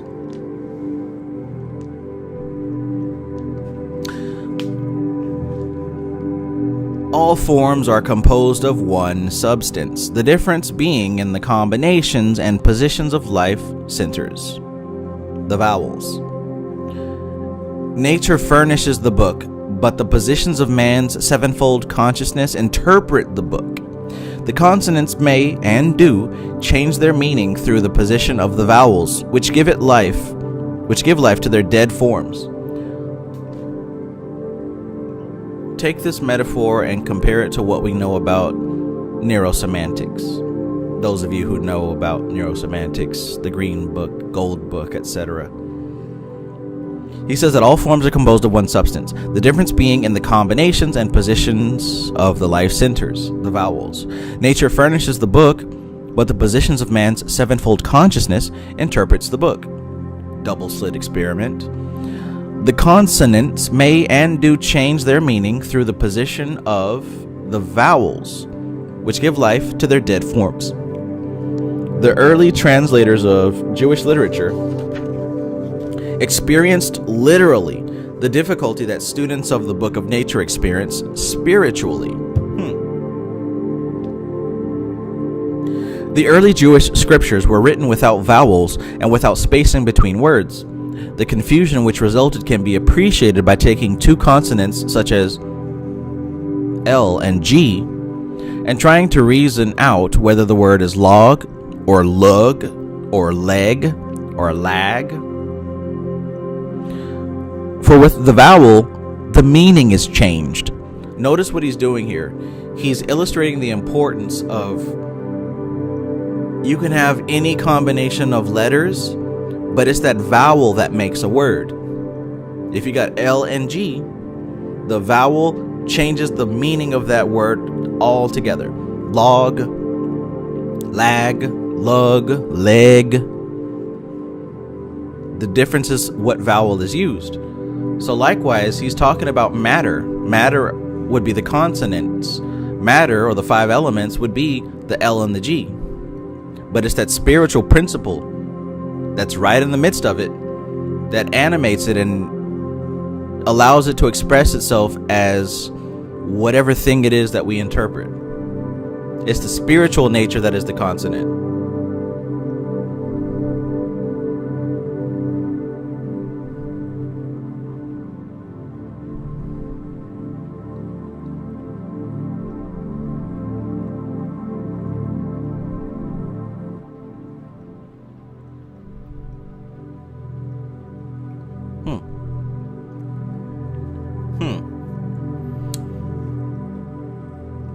We're also talking about the elementals.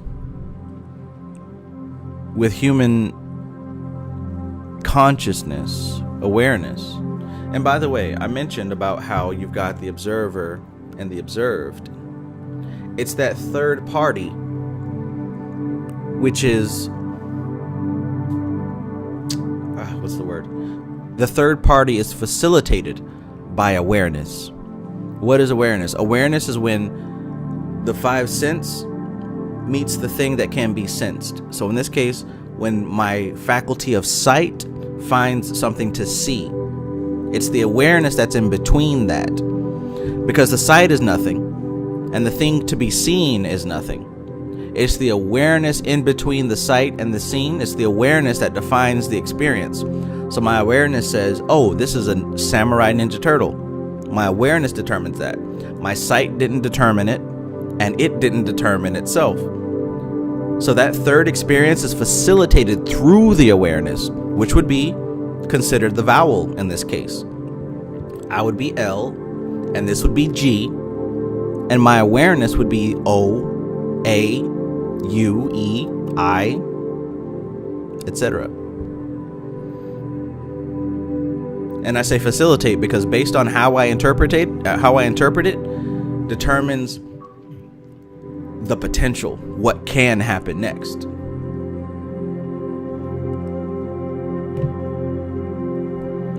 If my awareness designates that this thing is a sign from God, I now open the door for God to communicate with me. If my awareness just says, oh, it's just a toy, that places a limitation on what can happen next. You get what I'm saying? Somebody does. Framestar Films, peace, brother. Let's continue. 20. The vowel centers, or life poles, are evolved by the lives we live, and as their position and power are all important, and in interpreting the message of life, we lose the faculty of discernment when our lives are out of harmony. The words of life lose their meaning because the vowels are misplaced. In the same way, if we have a certain vowel, center of life or interest, that is overemphasized, we have a habit of placing it in everything that we see. As a result of this undue emphasis, we distort nature and become incapable of discrimination. Obsession.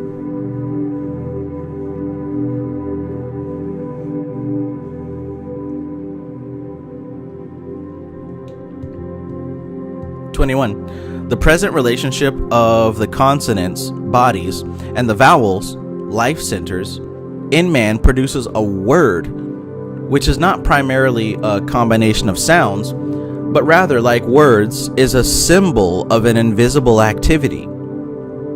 Yet in the last analysis, it is literally a word. It is the key to the position in the scale of evolution occupied by the life of which it bears witness. 22. Every living thing consists of a sound, a color, and a form. For these are the trinity of manifestations which bear witness to the life within. All colors have a sound and a form. All forms have a color and a sound. And all sounds have a color and a form. The rates of vibration of many sound... Oh, by the way. Sound, color, and form. VAK. Visual, auditory, kinesthetic. Before NLP, before neurosemantics, here we have, he says that he says every living thing consists of a sound, a color, and a form. Visual, auditory, kinesthetic. Wonderful. Wonderful. The rates of vibration of many sounds our ears are unable to detect. There are numerous colors which we do not see, and forms which elude the perceptions of the senses, but nevertheless they exist. Life on every plane of nature, in the sense of the objective worlds, the lesser face, manifests through these three divisions, which are correlated to the powers of the triune divinity, the Holy Trinity. 23. Thousands of years before the radio was discovered, Jewish philosophers realized that the world was a checkerboard of crisscrossing, vitalizing currents, alternately positive and negative. This is the checkerboard of the ancient temple, right? The Masonic floor with the black and white checkered floor. Man is a human radio, and like this instrument can be attuned satisfactorily to but one rate of vibration at a time. Of the thousands of messages passing through the air simultaneously, a well-constructed receiving set can be attuned to any one, while all the rest will have no more effect than though they never existed. The more selective the instrument, the higher grade is its mechanism. The more selective the instrument, the higher grade is its mechanism. So he just said that the human being is the radio. Imagine a radio that's just picking up anything and everything. A radio that's just picking up anything and everything at any given time. What would you pay more for? Would you pay for a radio that's just picking up everything? Or would you pay for a radio that has the ability to tune into the specific, useful, and appropriate stations that you're looking for? If I just want to learn how to create a store on Shopify and Amazon to sell stuff online, I'm not trying to pick up radio stations about twerking or farming for vegetables or how to build a bomb. I'm looking for something specific. He says here, the more selective the instrument, the higher grade is its mechanism. All those things can be valuable based on your intention. But if you don't have an instrument that is able to be finely tuned for a specific cause, what you working with? It is the same with man and the planes of consciousness and nature through which he is evolving. The scatter brain, like the cheap instrument, is not sharply selective and therefore brings in several stations at once. So the finer the receiving equipment, the more perfectly it will receive the spiritual messages of nature. Doesn't that make sense?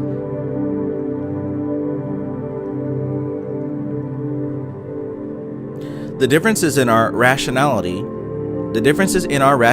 in our natures, and in our spiritual unfoldment are primarily the result of our adjustments with these fire-flaming currents of natural force, function, and intelligence, symbolized by the Jews as the alphabet of nature, or the elemental letters from which the words of manifestation are formed.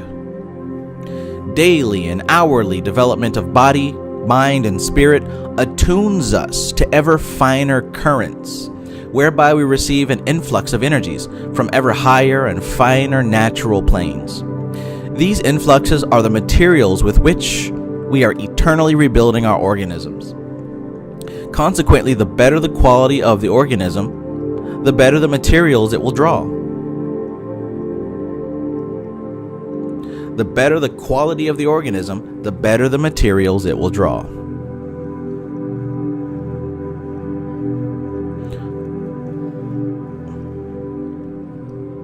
And the more attenuated and ethereal the source of our vital energies also, the more our bodies will be molded and attuned with the spiritual spheres of nature. It's not the food you eat, it's not how much sleep you get.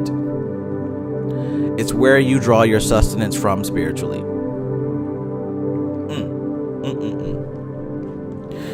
The more closely our bodies approach perfection in function and organic quality, the more perfect our characters become, and the more satisfactory the results of our labors. 26. Everything is created by a word. Don't sleep on it. Get ready to slumber. Oh, that brother is gone.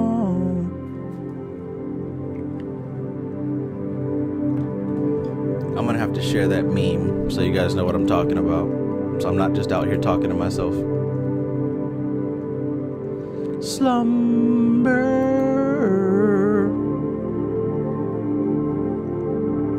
Everything is created by a word.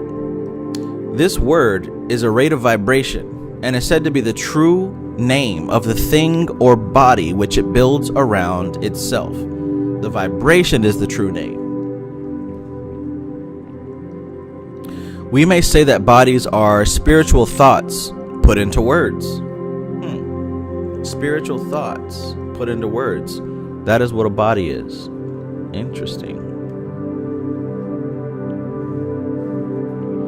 Especially considering that thoughts of a spiritual nature don't change as rapidly and fluctuating as the thoughts of ego.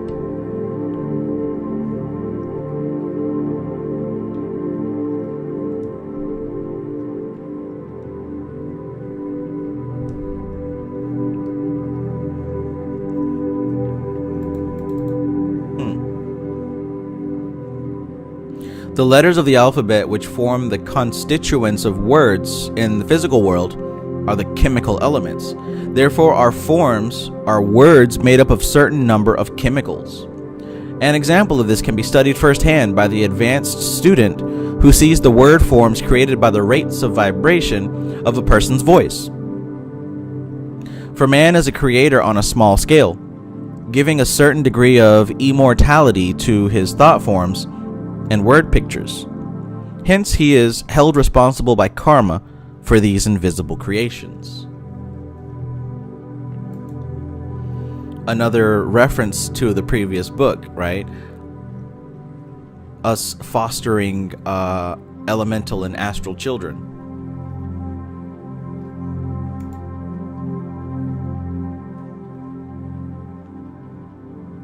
Slumber.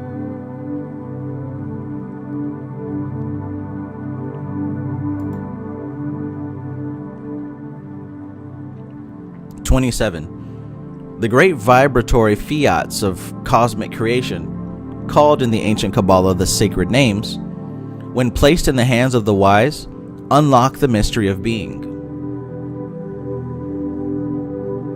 In the hands of the foolish, however, they are destructive forces which will ultimately destroy all who seek to desecrate them.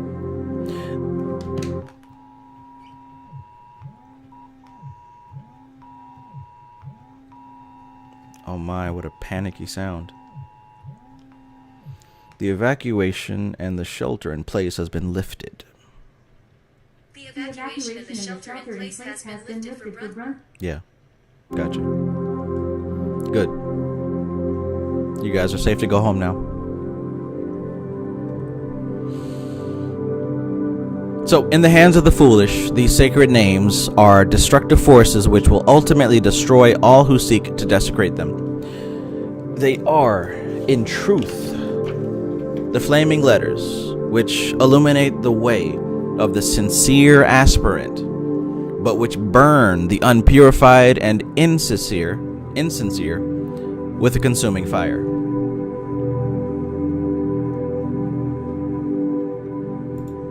(28) According to the ancient Israelites, the knowledge of the Kabbalah was given by the angels in paradise to man at the time of his fall, so that he might thereby regain his lost estate.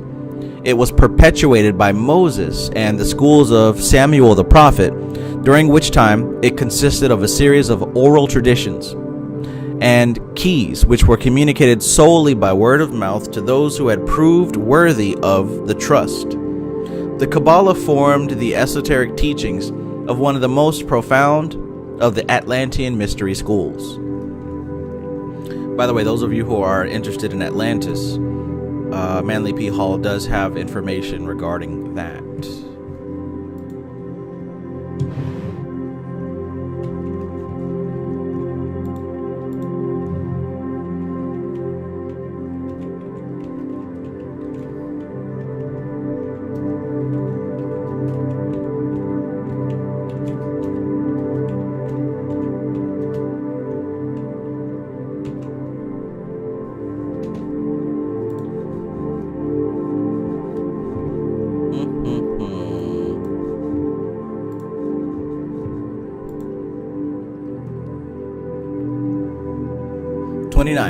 The Kabbalists taught that the body of man consisted of the consonantal letters, which on a larger scale formed the body of the grand man of the universe. The vowel letters were the planets, the Elohim, and on the walls of the heavens they wrote eternally in ever-changing combinations, concentrating their influence upon the lesser man through the miniature corresponding centers within the human body. This is undoubtedly the origin of the story of the handwriting on the wall. At least such are the deductions of James Gaff Ariel.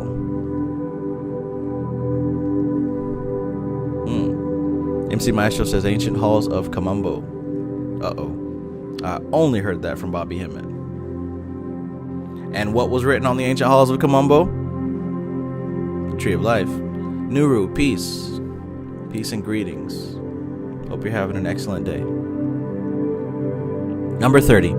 The vowels, as symbols of the life, were divine. They belonged to God and were his name, for he was considered the composite of all life energies. In man, these are the lotus blossoms or roses that bloom on his cross of matter.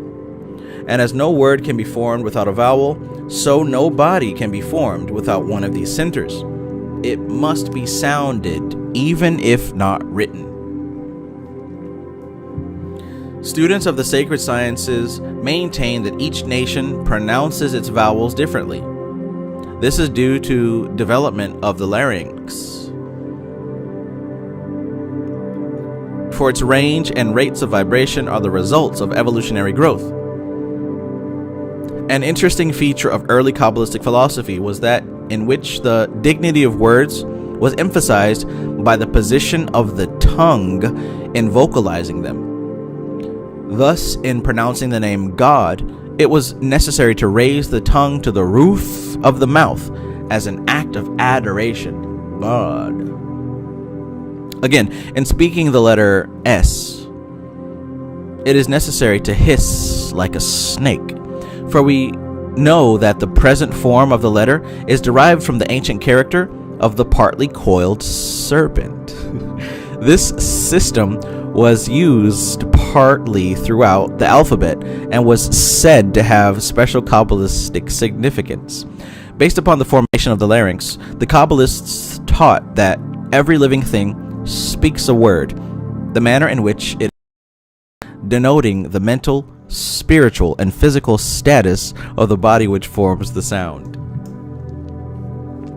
This is called its true name. and is the word man forfeits when he loses the ability to know himself.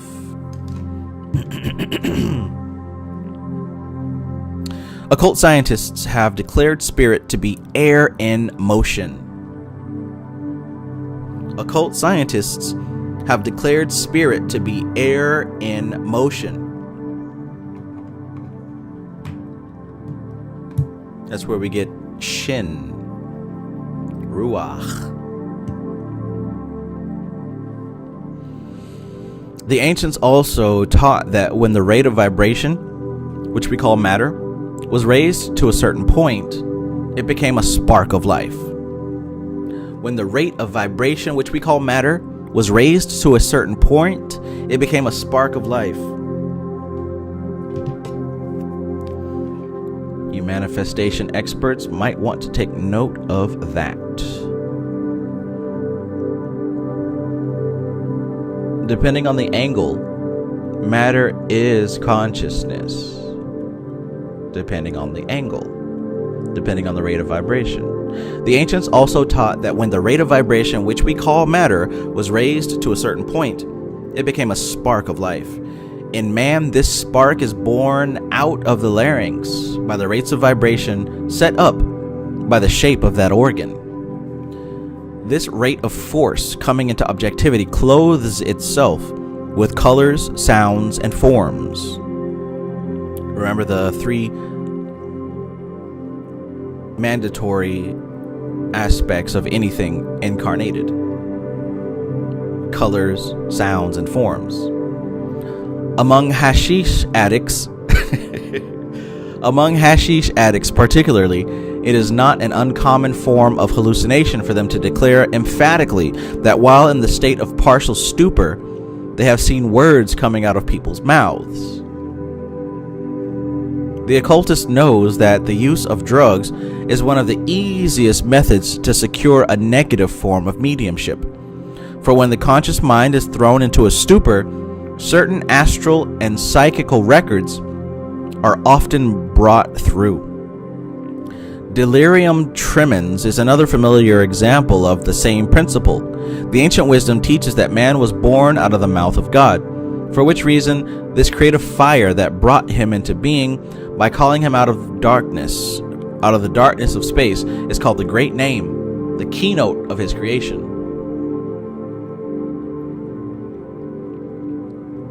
33. Let us apply this idea to the problem of everyday existence, recognizing that the world is made up of consonantal elements, and that the sense centers evolving within ourselves are the vowel points that bring order and sensibility out of the chaos of confusion and ignorance.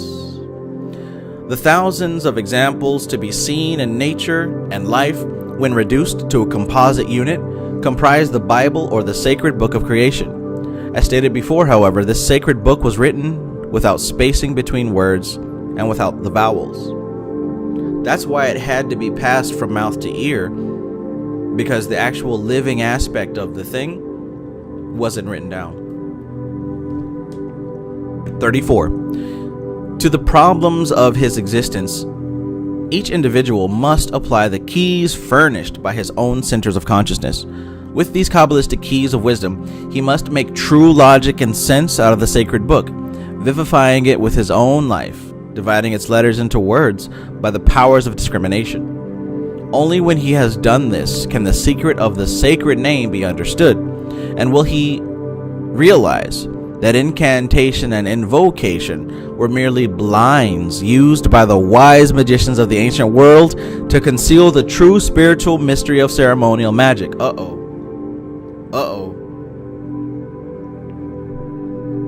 35. The Kabbalah can never be written, nor can it ever be explained to the profane, for its own depths conceal it.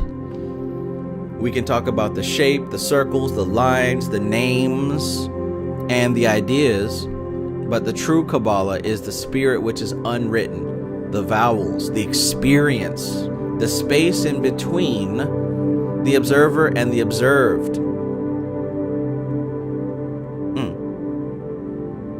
What a metaphor. What a metaphor.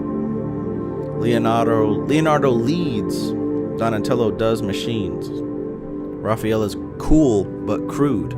Michelangelo is a party dude. 35. The Kabbalah can never be written, nor can it ever be explained to the profane, for its own depths conceal it. Unrecognized and unknown, it stands behind the veil of human ignorance. I like that.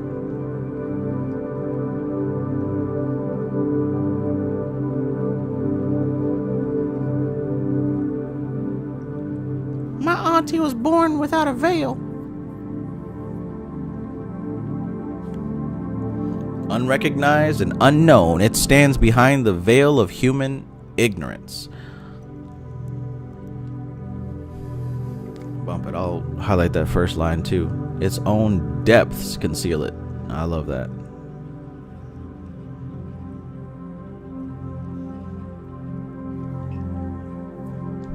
You can't see me like Stevie, I'm on TV. The impossibility of materially objectifying this sacred science was well understood by the ancient philosophers. The impossibility of materially objectifying the sacred science was well understood by the ancient philosophers. They knew you couldn't make this thing objective. This is the true reason why there are so few students of the mystic sciences. Like all great things for which man seeks, the student of the Kabbalah must be prepared to pay the price demanded by nature for the wisdom he receives. The unwritten law cannot be learned. It must be evolved within the spiritual body of the aspiring seeker through right thought, right emotion, and right action. Remember, he talked about this in the last book. Right thought, right action, right emotion. Remember that.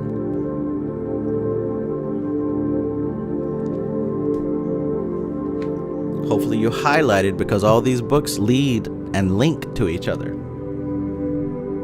I'm not out here just reading random books, and it's no coincidence that the Kabbalah is coming soon. Excuse me, the Kybalion is coming soon. All right. The unwritten law cannot be learned. It must be evolved within the spiritual body of the aspiring seeker through right thought, right emotion, right action. When the student has actually reached the point of self-mastery, then and only then, the vowels assume their correct positions.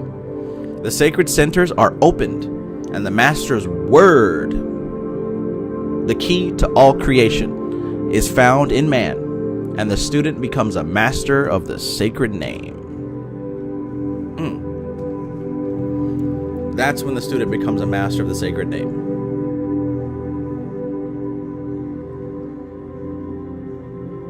When you reach the point of self-mastery, when you evolve through right thought, right action, and right emotion.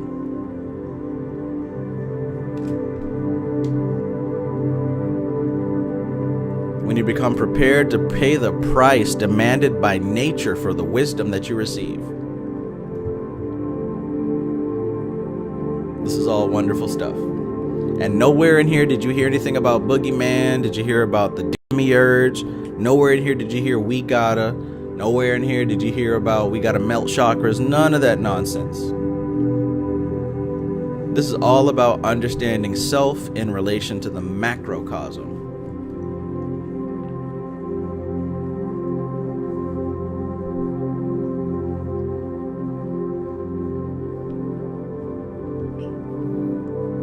The chillin', the grown folks.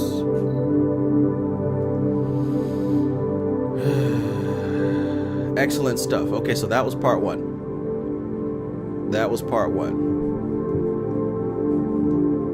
And I would say that that's an excellent setup, an excellent preparation for part two. Part two, we're going to dig into the numbers. He's going to talk about the significance of 0, 1, 2, 3, 4, 5, 6, 7, 8, 9, and 10. And this is a good foundational way to understand the backdrop of these 10 Sephirah of Kabbalah. Right? You can learn about what Tifereth is, Malkuth, and Binah, but it really helps to understand the numbers as well. This is going to link to tarot. This is going to help you understand the numbers behind the tarot cards as well. So hopefully you have this book, it won't hurt you to read ahead. But if you want to wait till next Saturday when we read this book, by all means, go ahead and do that. Go ahead and do that.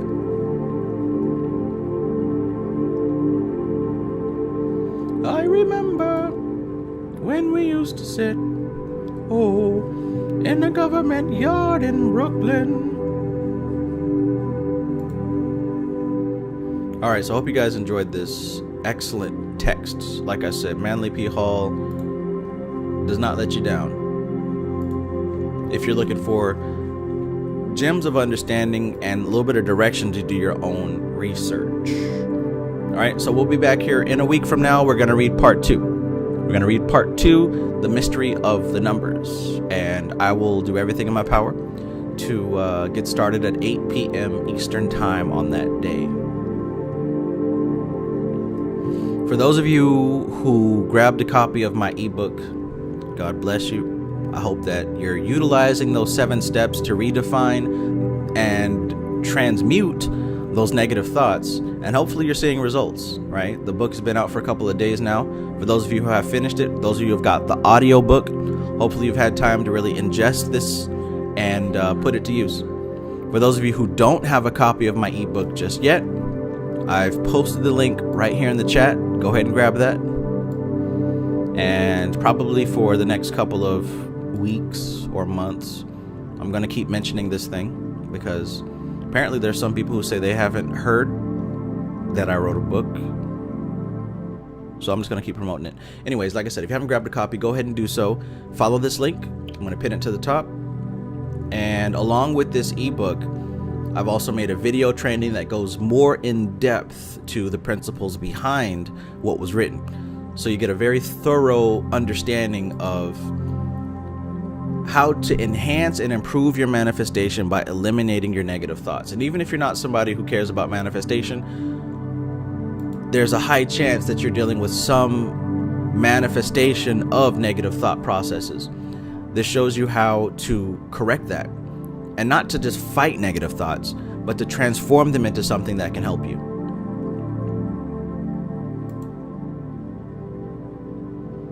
And also, like I said, there are a few slots left for my one-on-one consultations of this manifestation process. And in this one-on-one coaching, we're going to go through some very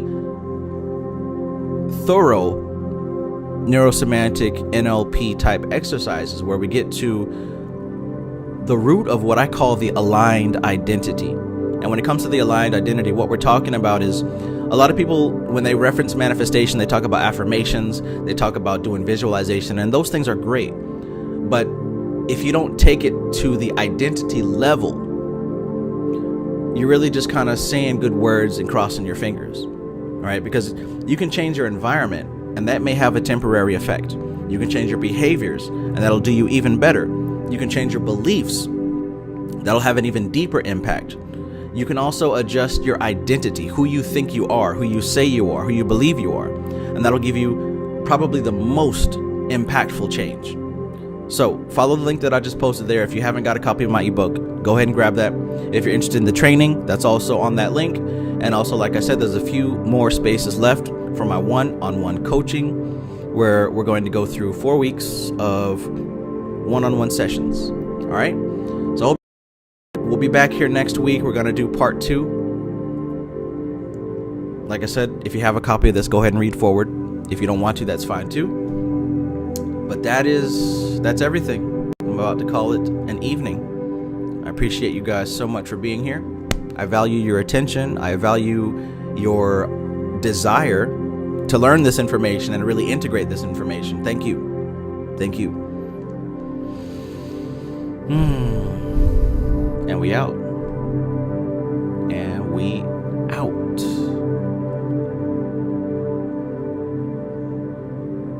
And we out. All right, y'all.